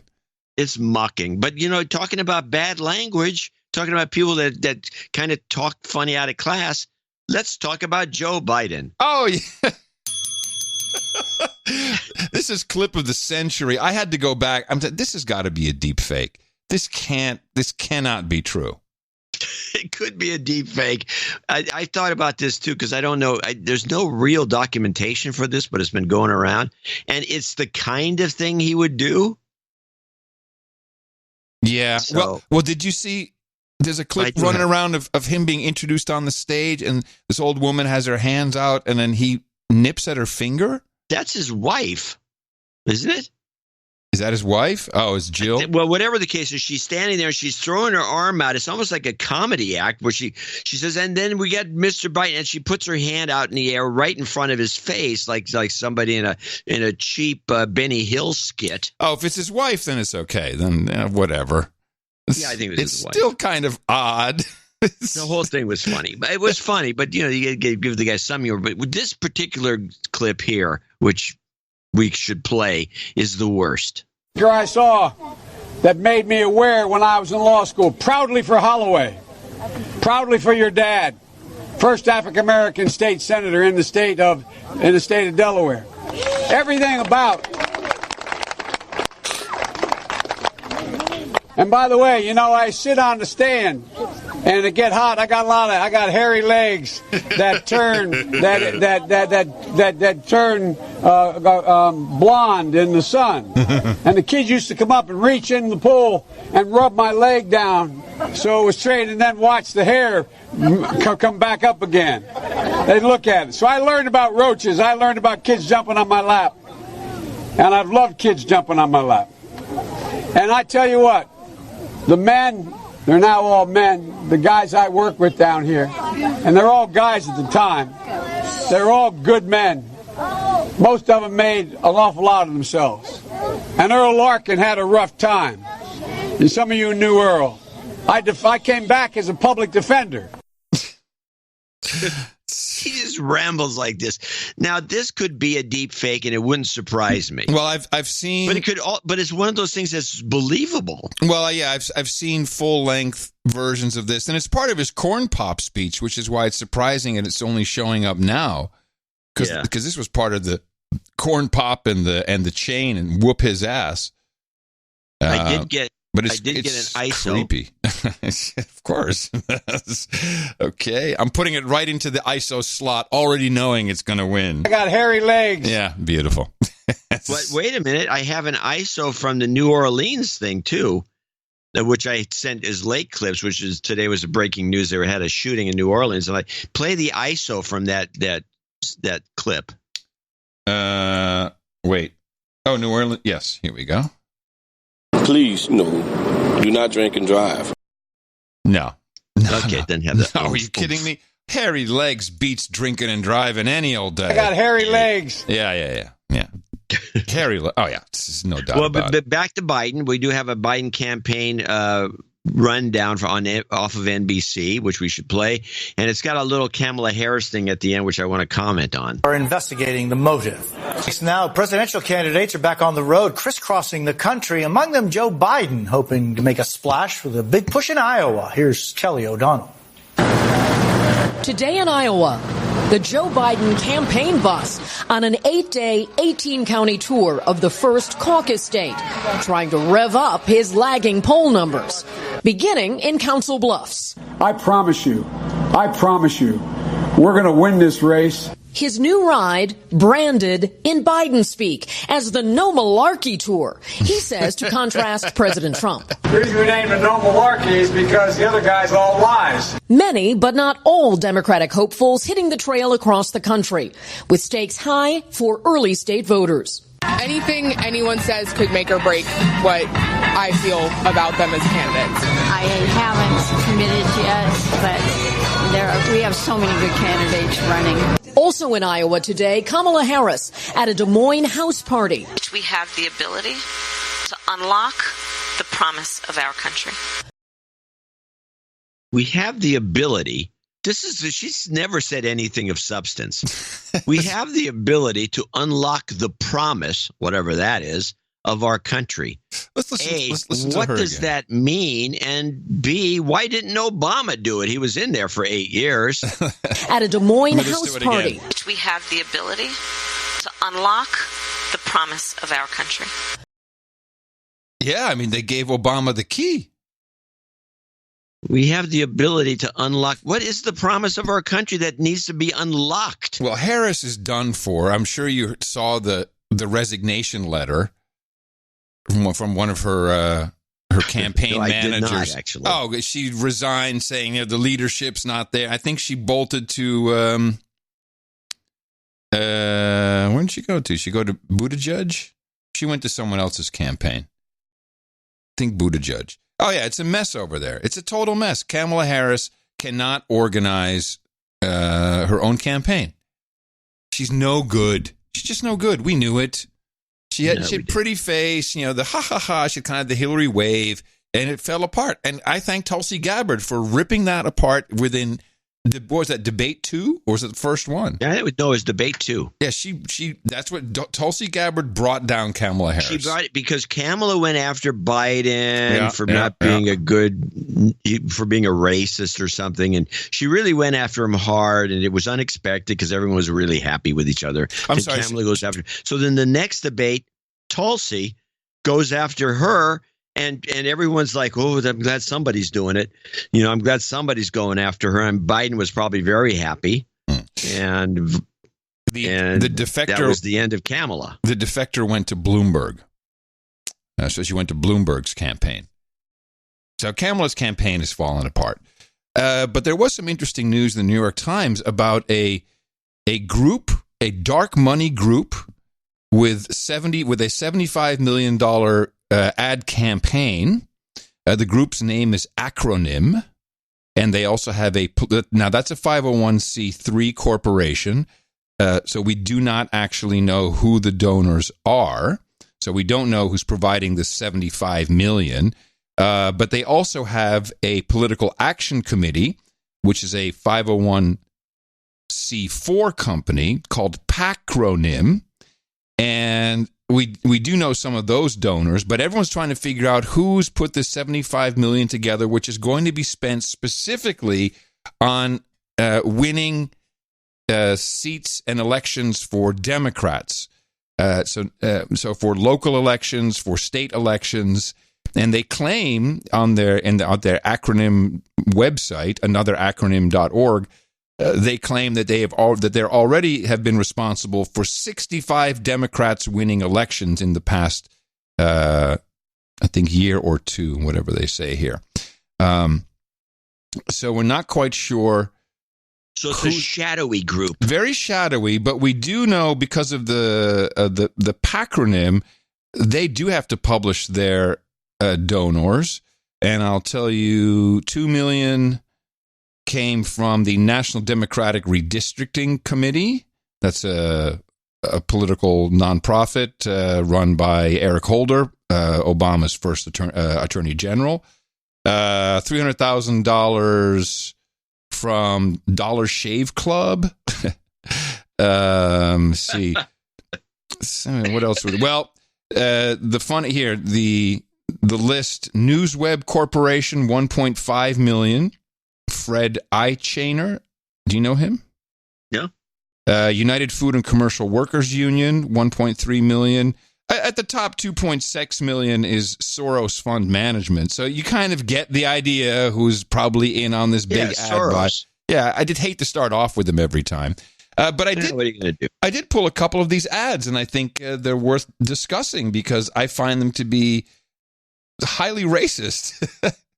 So the idea is these ads are supposed to get you to knock the vote, knock the vote, and to get Democrats out and voting, but not just any old Democrats. No. This is the white Democrats because you guys are dumb. We start with the scene. 2 children with a lemonade stand in front of their house. Black man comes along. Fresh lemonade! $1 a cup, fresh squeeze! Right here! Oh, hi, sir. Sure. Would you like lemonade? Would you like another 2 years, or do you got a permit for that? I'm just playing. You guys voting this November? I'm sorry, we're actually quite busy right now, but can I get you a gluten-free cookie or maybe some organic? 911? I'd like to report a suburban educated white woman out here selling lemonade with her kids. They talking about they're not voting. I need you to get down here and investigate because this is ridiculous. And could you hurry, please? I feel threatened. So does the rest of Black America. I thought there's a lot of powerful stuff in this. There's a white woman who doesn't want to vote, and I feel threatened, and so does the rest of Black America. Next commercial, three clearly. Is this supposed to impress somebody or get them to think other than the fact this is like a douchebag operation? Well, let's continue and we'll decide. I've only picked 3 of the series. There's quite a few of them. And these are professionally produced, by the way. Another 30-second. We see 3 young women, white, with Lululemons on in the park, posing for selfies in the traditional manner you would see. Black man walks by. Look at this filter. Oh, that's so good. Oh, look at this. Excuse me. Have y'all made plans to vote in November? No. 911? I'd like to report an emergency in the park. It's 3 white women just taking selfies. Triple selfie in progress. They're using filters, emojis, the same picture over and over again, wearing pajamas. And they literally have no plans of voting in November. Excuse me? That's not illegal. Please hurry. I can smell the avocado toast. So just be very clear. It's black guy calling out the white women. But they also do some ageism, which is kind of cool. What you'll see here is all boomers, all in their, I would say, 70s. These faces are close up, beautifully shot, very nice, beautiful, characteristic faces of people, yeah, I'd say 65 to 75-year-old range, but close up, looking right into the camera. Dear young people, don't vote. Don't vote. Everything's fine the way it is. Trump, that was us. He's our guy. Tax cuts for the rich? Hell yeah. I'm rich as fuck. Climate change? That's a you problem. I'll be dead soon. Sure, school shootings are sad. But I haven't been in a school for 50 years. I can't keep track of which lives matter. Sure you don't like it. So, you'll like some meme on Instagram. If the weather is nice, maybe you could go to one of those little marches. You might even share this video on Facebook. But you won't vote. You young people never do. But I do. I do. I do. Midterms, primaries. Every single election. We'll be there, but you won't. Because we're a generation of doers. Not whiners. And we're doing great. Very ominous music at the end there. Hell? Yeah. I like the one line in there, the woman. For one thing, they make him all sound senile, which is me probably not going to vote, but that's okay. But the woman says, I can't even keep track of what lives matter. Yeah. Well, it's very aggressive. 75 million is not going to get you very far, but it's a valiant effort. And creatively, I think they're pretty funny. I mean, it's racist, ageist, everything you'd expect. Everything the Democrats play in. And a couple more things here. Nate Silver, the from 538 Media, the genius, the statistician that everybody is all jitty about, who, of course, once upon a time, he completely missed the entire Donald Trump phenomenon. He says on the tweeters, keep in mind that the subtext, hell, maybe just the text, of the Bloomberg campaign is to facilitate a brokered convention. It's not competing in the early states. Instead, it's hoping for a chaotic outcome there. Then it hopes to have a brokered convention. Now, we've posited this ourselves. Posited we did. And it still could be, and it could be in combination that Bloomberg's in there to pave the way for the swoop. I mean, I don't know. It could be getting ready for the Hillary swoop. It seems like something is kind of up with Hillary. Now, if there is an inkling of her re-entering the race, every television and media organization is going to be somewhat careful with disparaging her, since she will hold purse strings if she swoops in. She'll have a lot of money to spend, and the political season is when mainstream media makes their money. It's bigger than Christmas. It's a lot bigger than Christmas. It's Christmas every 2 years or 4 years for your market and election appropriately. And Fox News is clearly feeling something is possible. They had Anna Paulina on. She's from Turning Point USA. So, these are very anti-leftist people, anti-Democrats specifically. This is just a kind of a chopped up version of what happened recently when she said something about Hillary Clinton, and then listen to what the Fox News host says. Of course she should be investigated. There's plenty of evidence that Hillary obstructed justice by destroying evidence in a gross and massive way. Joining us now, Anna Paulina, Director of Hispanic Engagement at Turning Point USA, and Doug Schoen, Fox News contributor and former pollster for President Bill Clinton. Good morning to you both. Good morning, and happy Rick. Thanksgiving. Please. I think it's only fair. I'm all for starting a Clinton investigation. I'm just amazed that with everything going on in the world, we still have Hillary Clinton in the headlines. Well, she's come back She won't go up. away. She's like herpes. Okay. That's news that we're breaking here. We're gonna wrap this segment a little early, Doug, because of some of the language that was used in this segment, and we apologize to our viewers for that. So because the girl says Hillary Clinton won't go away like herpes, they cut the segment short, throw her off completely, and then in the next hour... We want to reiterate that we do not condone the language that Anna Paulina just displayed here, and we apologize to Secretary Clinton for that. Fox News does not condone her sentiments. This is the strongest evidence we've ever had that she's coming back into the race. When Fox is sucking up to her for that... Holy crap. That's the clip of the day. Oh, well, thank you. I agree with you. Clip of the day. That was a great catch. Well, especially the second one. The second one nails it has a 1-2 punch. It's obviously not just one good clip, but it was part of a process. So she says that she won't go away. She's like herpes. She won't go away, which is, I don't know. It's not even a funny is that joke. Off color. It's like 1980s Paul Provenza material. Yeah, it's not, contemporary. Hey, hold on a second. How about my comedy reference? Yeah, I don't even get that. But, it's like a bad penny she could have said or whatever. That doesn't make any sense anymore. It's archaic. Like bad Mexican lunch. Oh, that would be racist. I'm sorry. Like herpes. It keeps coming back like bad Mexican. But I mean, I would have said, well, there's a lot of ways to handle that, but it's not obscene. Well, they thought it was really inappropriate. So Hillary's still being protected, even by Fox. Buttigieg. Well, Fox is really hopeless. Buttigieg, Mary Pete got a huge hit job from The Root.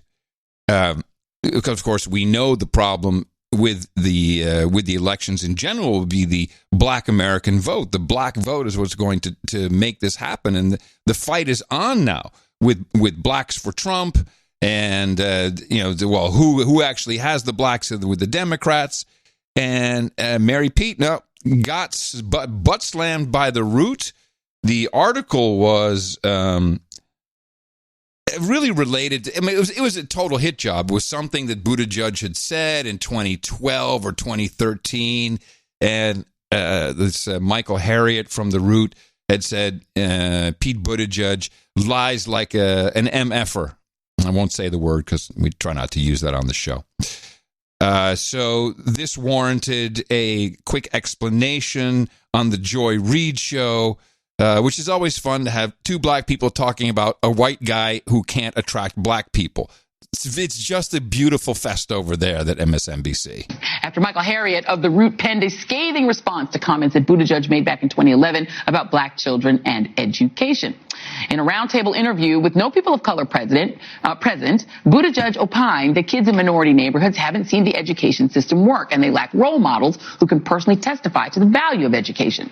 Harriot's response was scathing. He wrote that Buttigieg knowingly failed to address the structural and institutional factors which create education inequality, instead placing the blame on the black community itself, a kind of Paul Ryan-ish culture critique. Buttigieg, to his credit, responded to the trending piece by calling Harriot to have a discussion. But the article landed right in the middle of a larger problem for the young mayor, who's become a media favorite and boasts growing support from mainly older white voters in places like Iowa, but who has struggled to gain support from black voters. Without Rich, it's real hard to become the Democratic nominee. And joining me now is Michael Harriot, senior writer at The Root. Michael, it is great to have you on the show. Welcome. So let's talk about this piece that you wrote that went everywhere. I got texted by about 400 people. To be honest, I love that. I got texted by about 400 people. I don't think so, Joy. Everywhere. I got texted by about 400 people.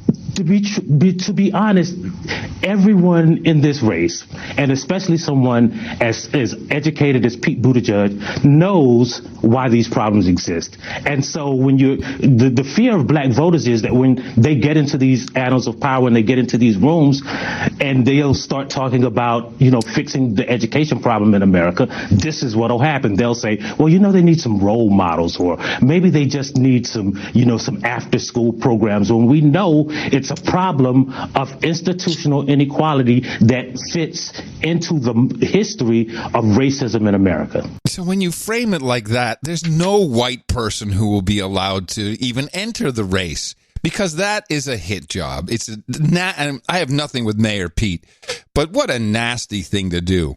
Pull a clip from 8-9 years ago and then say this guy's it's shit. It's abhorrent. It's really shameful. But they want to get this guy marginalized a little bit, because the race right now is for vice president, and Cory Booker is targeting it. And so you want a black guy in there. So let's go after anyone who's a possibility. I mean, you have the opportunity. You're going to have whoever's nominated president is going to be a white guy. And from what we can tell, it's going to be Bloomberg. It's going to be or Hillary, Biden. Another white guy. Sanders. The white guy Hillary. White guy Hillary. Or Hillary's going to come in late. But so you want to start moving things around a little bit to get the right vice president candidate. So what do we have to have? We have to have a candidate that's contrasty. So you could have Warren, which no one wants to deal with her, so she's done. But you could have a woman. Any woman would do. You can have a gay male white guy. That's because he's actually a minority in so far as these guys, the way they think with their way of identity politics, or a black guy. So Buttigieg is a target to get out of the way, so you can get a black guy in there, so we can get maybe Cory Booker. And the idea would be, of course, you're going to either have Biden or Sanders, let's say, as the president, or Biden is the front runner, although he can be taken out, or Bloomberg. But Biden is probably not going to last the 4 years. Well, of course, yeah. So you're right. But Stacey Abrams, why wouldn't it be her? Wouldn't she be a perfect you're the VP only pick? one that's pushing this, by the way. When was she mentioned in that piece that you just ran? She's just as swoopy as Hillary. She's not going anywhere. Well, I do have a nice piece to understand Mayor Bloomberg's thinking, just in case anyone was interested in him. This is from last year. This was the IMF Spring Meeting 2018. This was when Fifi Lagarde...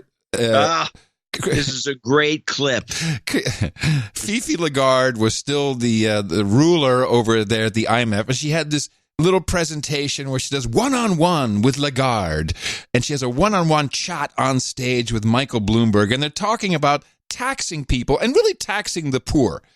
Because, of course, no matter who's coming in, certainly on the Democratic side, Republican side probably as well, they're coming after you. They're going to raise taxes. Something has to happen with their system, at least with this old thinking, this elitist thinking. So here's two of the most elitist people I could think of, Christine Lagarde and Michael Bloomberg, talking about taxing the poor slaves. And listen all the way to the end. Taxes are regressive, but in this case, yes, they are. That's the good thing about them. I'm sorry. What does it actually mean when they say taxes are regressive? That means progressive taxes means that the tax rate goes up. Right. As you make more and more money, your tax goes up, and it increases. Somebody low gets 10%, somebody up gets, 50%. But that's progressive. That's progressive. Regressive is the other way around, where everybody either gets taxed the same or there's no progress. Or the taxes are actually go down as you make more money. Okay. Taxes are regressive, but in this case, yes, they are. That's the good thing about them, because the problem is in people that don't have a lot of money. And so higher taxes should have a bigger impact on their behavior and how they deal with themselves. So I listen to people saying, oh, we don't want to tax the poor. Well, we want the poor to live longer so that they can get an education and enjoy life. And that's why you do want to do exactly what a lot of people say you don't want to do. The question is, do you want to pander to those people, or do you want to get them to live longer? And there's just no question. If you raise taxes on full sugary drinks, for example, they will drink less. And there's just no question that full sugar drinks are one of the major contributors to obesity, and obesity is one of the major contributors to heart disease and cancer and a variety of other things. So it's like saying, I don't want to stop using coal because coal miners will go out of work. Well, will lose their jobs. We have a lot of soldiers in the United States, in the U.S. Army, but we don't want to go start a war just to give them something to do. And that's exactly what you're saying when you say, well, let's keep coal killing people because we don't want coal miners to lose their jobs. The truth of the matter is there aren't very many coal miners left anyways, and we can find other things for them to do. But the comparison is a life or a job, or taxes or life. Which do you want to do? Take your poison. So it's regressive. It is good. Now, this is my favorite part. It is regressive. It is good. So they're going to now justify taxing poor people so that they can tell them how to live their lives because you're stupid and you're poor. You should want to live longer and listen to us. Which do you want to do? Take your poison. So it's regressive. It is good. There are lots of tax experts in the room and fiscal experts, and I'm very pleased that they hear you say that. And they all say the two things in life which are absolutely certain. One is death, the other one is tax. So you use one to defer the other one. That's correct. Okay. That is exactly right. Well said. Genius. Yeah. Genius. Genius. Genius. This is essentially the king taxing the peasants to save their lives, because if they don't pay their taxes, these peasants will kill them. Exactly. This is a good for you, peasant. Here, peasant, give us what you little money you have. There we go. And now we will take the sword away from your throat, and we will return next year to collect more money. You have just gotten 1 year of extra life. Congratulations, stupid poor person. I'm going to show my support by donating to No Agenda. Imagine all the people who could do that. Oh yeah, that'd be fab. Yeah, on No Agenda in the morning. I'm sorry. Ours is a volunteer system, and we start off by. I'm sorry, I'm very late. I'm very late. I completely lost track of time, just so you know. Yeah, I saw. Okay, apologies. Sven, I always look at the clock when we go to this last segment. I say, oh, I only got one clip left to play. Sven Eric Jansen, $104.60. He needs a Jobs Karma. We'll give that to you at the end for your smoking hot wife, who you didn't name. Jean-Paul Delahaye, Jean-Paul Delahaye in Best, Netherlands. Yeah, $101.01. Yeah, very good job. Got a birthday. David Winchester in Tualatin, Oregon, $100. Merry Christmas. Alexander, we're on to that. We're also coming up on show 1200, ladies and gentlemen. Yes. Alexander Bortok, 80. Texas Dragon, Louisville, Texas, 79.36. He also sent me a box I got the steak seasoning. Ooh, nice. Which includes some rubs and some very unusual barbecue sauces, which I will report back on. Okay. So I want to thank him for that. Robert Hauner in Merrickville, Australia, 70. Sir Grabulon, 69.69. Sir Craig Porter in Portland, Oregon, 6006. Eric Alberts in Pies. Huh? No. Yeah. I don't know this name. Oh, his name is Eric Alberts Pies. Oh, that's not where he's from, though. My first donation, I enjoy listening to the podcast or riding on bicycle. Didn't ask for a de-douching. He helps me collect stories from my colleagues when going to work, helps me forget about work on the way home. I hope this first donation will get me a de-douching. You've been de-douched. There you go. There he is. He's in, he just says the Netherlands. He doesn't have a city name. All right. He likes the YouTube, the Curry and Von Inkels show. What is this? That was I still have fans from 1982. Hey, get closer to the mic. Well, I still have fans, quote unquote fans, who condemn me for my comment about the mouse. Yeah, but they're going to die before you, so they're on the way out. Don't worry about That's it. Probably true. Robert Bruckner follows up with 5555. Stan Bereziuk, brother. Bereziuk. Well, he's in Ozark, Missouri, which is a town I have been to. Yes. It's right. It's right in the middle of the Ozarks. It's a beautiful little town. And there was a bookstore in that town that had a bunch of Nazi books. Nice. What the hell are these books doing? Adam Ruiz and Corporate. And they also sold T-shirts called I'm a hillbilly. They mock their own hillbilly kind of way of life. They mock it in a funny way. It's a very nice. It's a beautiful little place. Yeah. Adam Ruiz in Corpus Christi, Texas, 5510. David Russell. Hold on. First-time donor got hit in the mouth about a year ago. Live in China. Can confirm that it can be asshole, but it's not so bad. Keep up the good work. And can I get a de-douching? You've been de-douched. Now that we have the rule, I'm looking for him. I'm looking for please everywhere. But China, that's a big jump from Corpus Christi. Is it? There you go. 5510 from Aurora, Colorado from David Russell. Bill Johnson, $55. Parts unknown. Marcos Castellanos in Guatemala. My condolences to Adam, 5151. Guatemala, good. Sir Jackson, Night of the Transistors in Levelland, Texas, 5150.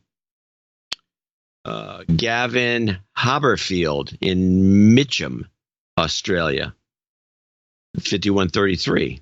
Josh Cox in Austin, Texas. Yes, Josh. A lot of condolences. This is one of them. Josh has also been sent. He is a massive Linux dude. So I have a Linux dude in Austin. I think he's going to come in very handy. So thank you for your support there, Josh. This is Josh? Yeah, Josh Cox. Well, he's actually Sir Toth of Taihalia. I should have known. We just talk as Adam and Josh on the emails. Sir Sean, Black Knight of the dude's name Ben. What does he say here? I'd like to give myself a birthday shout out for Monday, December 2nd, turning 30. No one else who loves me listens to the show. Aww. Well, they don't really love you then. I'm sorry. I hate to break it to you. They don't love you. These people don't love you. But he does say, I have the newsletter set up to an email address which forwards to another email address. They're both Gmail. I have a rule set up to tag all of the emails forwarded this way in Gmail. I've never missed a newsletter in over 2 years. I have to understand what he's saying here because it sounds like an interesting hack. Yeah, I don't know. But of course, if you've missed an email, how would you know? Yeah.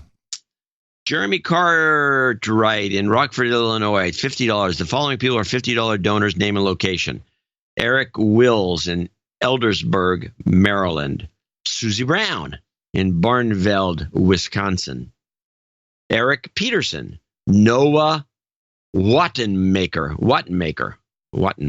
I think; Prof. War in Bellevue, Washington. Now, Professor War is big on noagendasocial.com, so let me read this. Gents, Prof. War here, concession donation, a gentleman's bet I lost with Sir Acid of the Scandinavian Woods, bless his soul.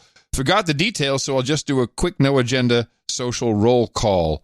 Mythos Yukiyami, DC Girl, Smashbot, Drunken Minstrel. It's worth hanging out over there. NoAgendaSocial.com. Thanks, Prof. War. And to correct you before you're corrected by others, it's drunkard. Oh, did I not say that? Drunkard Minstrel. Yes, Drunkard Minstrel. Yeah, you said drunken. Oh. Which apparently sets him off. Big time. Robert Fittler in Mars, Pennsylvania, rhymes with Hitler. And last but not least, Sir Brian Watson in Raleigh, North Carolina. Really? Sometimes I wonder, Dvorak. Sometimes I wonder. Well, thank you for these fine donations from many fine folks on both sides of the Atlantic and the Pacific. Thank you for supporting your podcast. It happens to be the best podcast in the universe. It's a fact. Check the Mueller report. But it is the one that you produce, and we wouldn't be here without you, obviously, and it's highly appreciated. Also, those people who donate amounts under $50, which either keeps them anonymous or is one of our programs that is a sustaining producership. Please check those out if you have a chance for our next show, which will be coming to you partially from the Gitmo Nation lowlands. Just go to Dvorak.org/NA. No agenda. It's like a party. That's right. Just a quick little overview of what's happening in the meetup space. You can find all of this at noagendameetups.com. Today, Old San Juan, Puerto Rico meetup. That is 5 p.m. And this is the one that Jambo Joe is hosting in San Juan Viejo for the first Puerto Rico No Agenda meetup. Go to noagendameetups.com for more details. Then on Monday, we have Kitchener, Ontario, Canada, 8 o'clock in the evening. Josh Sir Strumming Night of the Bog of Eternal Stench will be waiting for you at, the Southern Ontario Slave Union. I think that's the name of their meetup.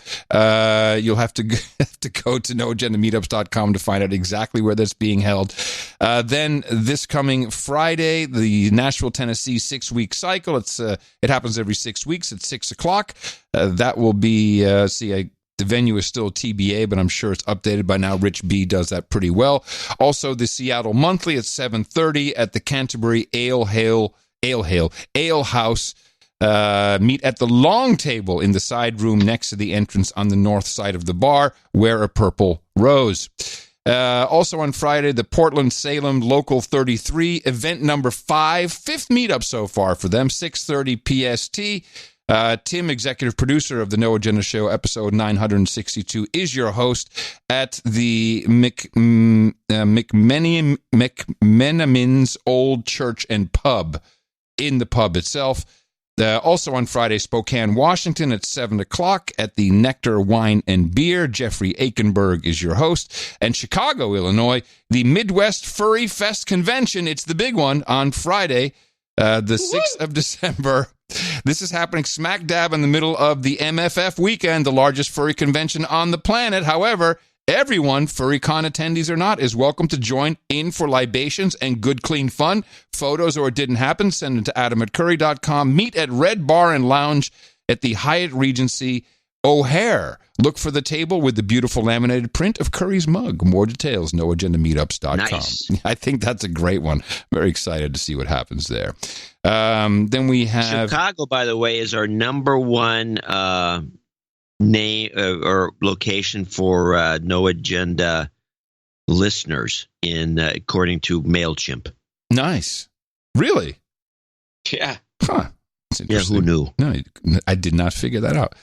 The meetup reports need to be shorter, or they need to be accompanied by some audio, just because people are going to get pissed off when they start, hey, you didn't read my meetup report! So I'm going to do this one from The Hague. This was from Robin from the Dunes of The Hague last Friday. A successful first meetup in The Hague. Great location, a bit dark, good beer and nibbles, interesting people, and interesting stories. We produced some No Agenda signs to lure our producers, but they were not sufficient. Luckily, Samuel, the Beast Master, wore his slave shirt and acted as a beacon. Once in a while chatting in the morning did also help. 12 producers showed up. Among the douchebags were knights and even barons and almost barons. A good crowd. We had guests from Sydney, Australia, Haarlem, New York. Roermond, Oesgeest, The Hague. Distances were not important. Most attendees have IT-related professions. There was also someone from a national intelligence service, a smash cart salesman. What's a smash cart? I'll tell you something, by the way. At all meetups, one spook appears.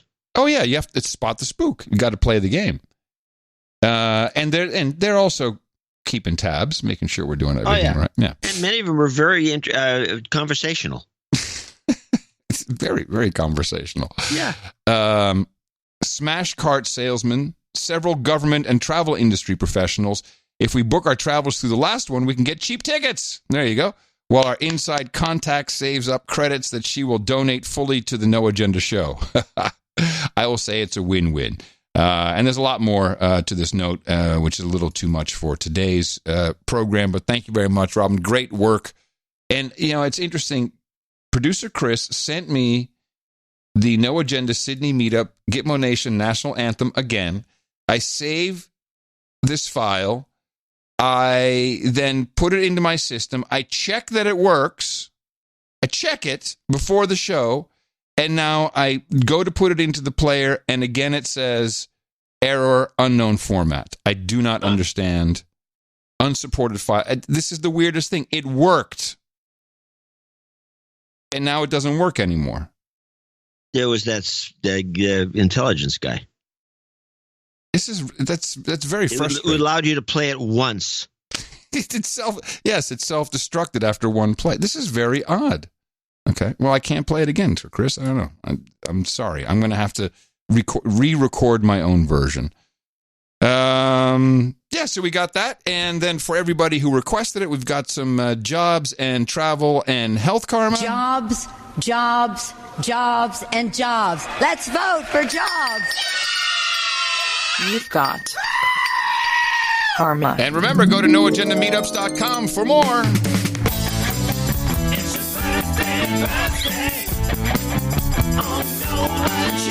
Last month of the year, we start with a big bunny to everybody, or rabbit, depending on where you're from. Here are the birthdays for our list today. Jean-Paul de la Haye, celebrating today, December 1st. Sir Sean will be celebrating his birthday tomorrow. And we say happy belated birthday to Susan Verity in Boca Raton, who celebrated an undisclosed age. Happy birthday from all your buddies here at the best podcast in the universe. 1, 2, 3, 4, 5 people to join us here at the round table of the No Agenda Knights and Dames. So we need a good bladage for today. Look at this one. Whoa.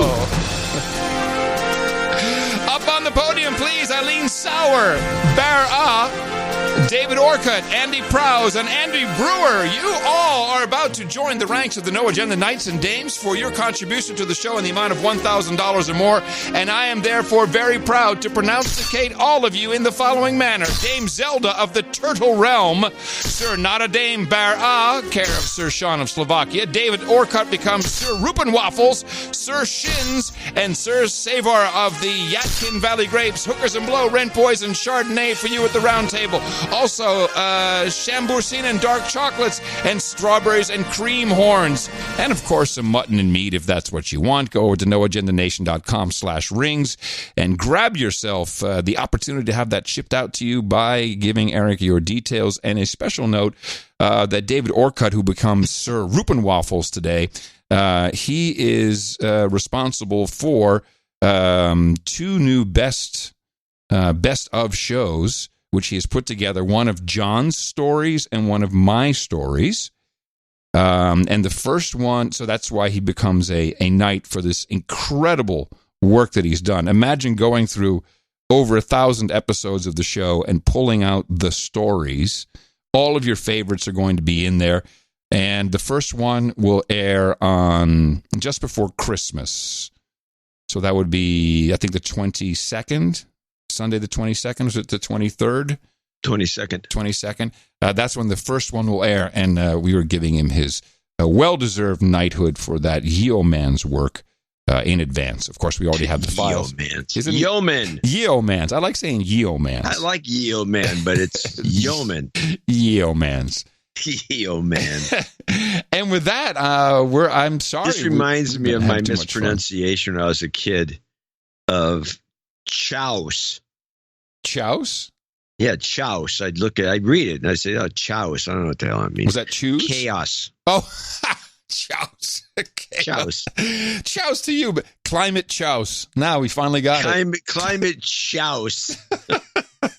Climate chouse. I'm writing that one down. Yes, that's a good one. Climate chouse. How old were you when you in high school? I was still when I read. I still said chouse to myself. Really? Oh my goodness. Yeah, it wasn't until college till I realized it was chaos.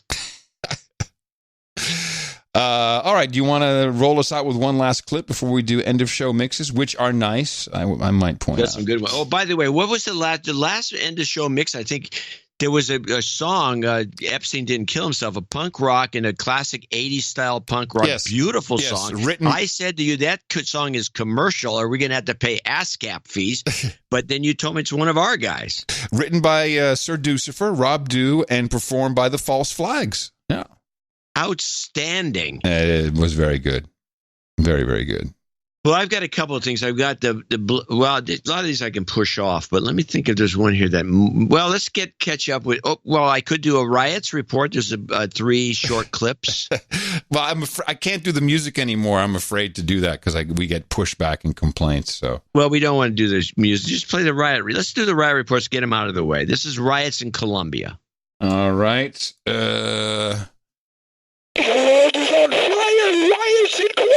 In Colombia, anti-government protesters have called for another national strike today after talks between a protest committee and right-wing President Ivan Duque failed. Massive protests have rocked Colombia for 6 straight days. Last week, hundreds of thousands of people poured into the streets for the largest national strike Colombia has seen in decades. 4 people have been killed so far, including 18-year-old student Dylan Cruz, who was shot in the head by a police projectile. Ouch. Riots in Chile. In Chile, President Sebastián Piñera has sent a bill to lawmakers that would allow military troops to be deployed to the streets of Chile amidst ongoing anti-austerity demonstrations. This comes as Human Rights Watch has condemned police and military brutality against anti-government protesters. At least 26 people have died in the 40 days of Chilean protests. This is Human Rights Watch America's director, Jose Miguel Viganco. There are hundreds of worrying reports of excessive force on the streets and abuse of detainees, such as brutal beatings and sexual abuse that cannot be left unpunished and should be quickly and vigorously investigated and punished by the Chilean judicial authorities. And what's your third? And the last one, unfortunately, is mislabeled. It's just under Iran. Iran Internet. In Iran, videos of the Iranian security forces' violence against protesters are emerging online as Iran has partially restored internet access, which was almost entirely blocked for over a week.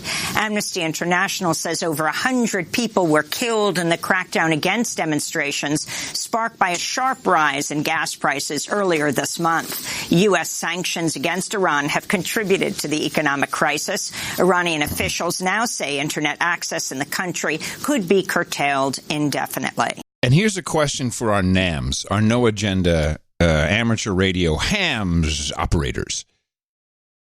With this going down in Iran, has anyone made contact with a ham operator from Iran? Because when the internet is out, when the apocalypse comes, don't the ham radio guys have to stand up and save the world? Yeah, that's their job. I would like to know if anyone has actually had contact with an Iranaham. An Iranaham. An Iranaham. You just would save the whole show for that. You mean we have a title finally? No, we have plenty of titles. Iranaham is good, though. Yeah, I'm keeping it. I'm going to try myself, see if I can get an Iranaham on the line.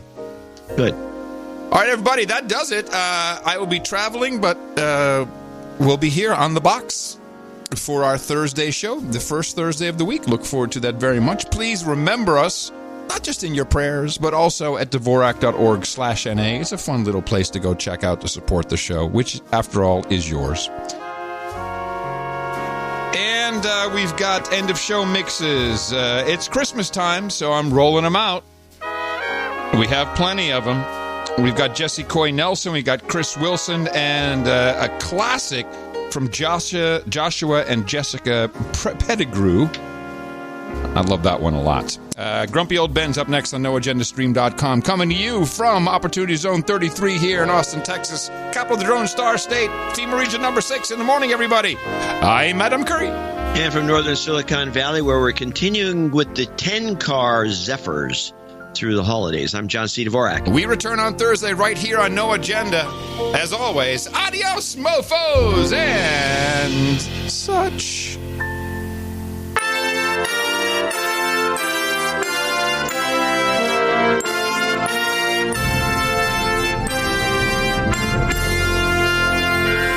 Oh, come, all ye douchebags, lie in the morning.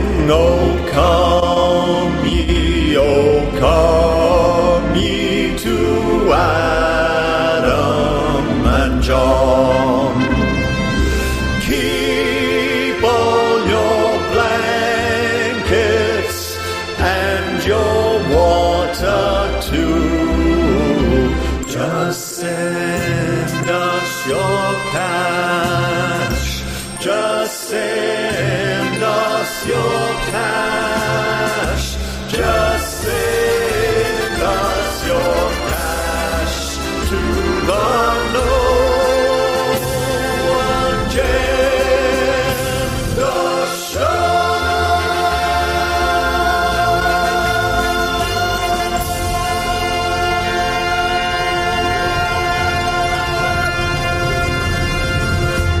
Hello, I'm Jeff Pegues. For all of you last-minute gift shoppers out there, your salvation is here. Give your loved ones a steamy slice of Gitmo cheer with a No Agenda Christmas. 33 holiday hits by the original artists. Here's just a sample. Oh, election fallout is frightening.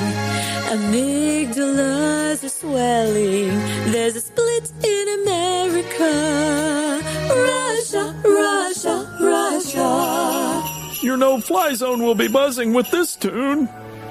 Rob lies to enrich our vendors. Bum, bum, bum, bum, bum, bum, bum, bum, bum. Fund and arm the rebel forces. Bum, bum, bum, bum, bum, bum, bum, bum, bum. Oh no, Assad has gassed his people. Bum, bum, bum, bum, bum, bum, bum, bum, bum. Enjoy your eggnog and mac and cheese while you listen to this classic. On the 12th day of Christmas, No Agenda gave to me 12 Clinton victims, 11 pipeline theories, 10 bugs I'm munching, 9 magic numbers, 8 deconstruction, 7 tech news segments, 6 shills a shilling, 5 service calls, 4 in the morning, 3 mouth hits, 2 shut up slaves, and a night food and a karma. And many more. What an outstanding product. Order your copy today. No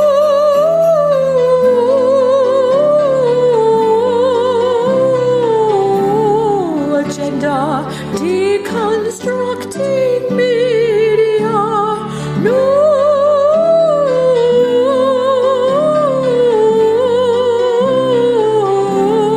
Agenda, deconstructing media.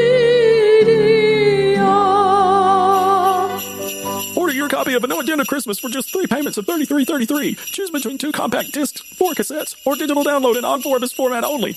Call 1-800-333333 or write to a No Agenda Christmas, Box 339, El Cerrito, California 94530. Cash and all major credit cards accepted. Sorry, we do not take Bitcoin.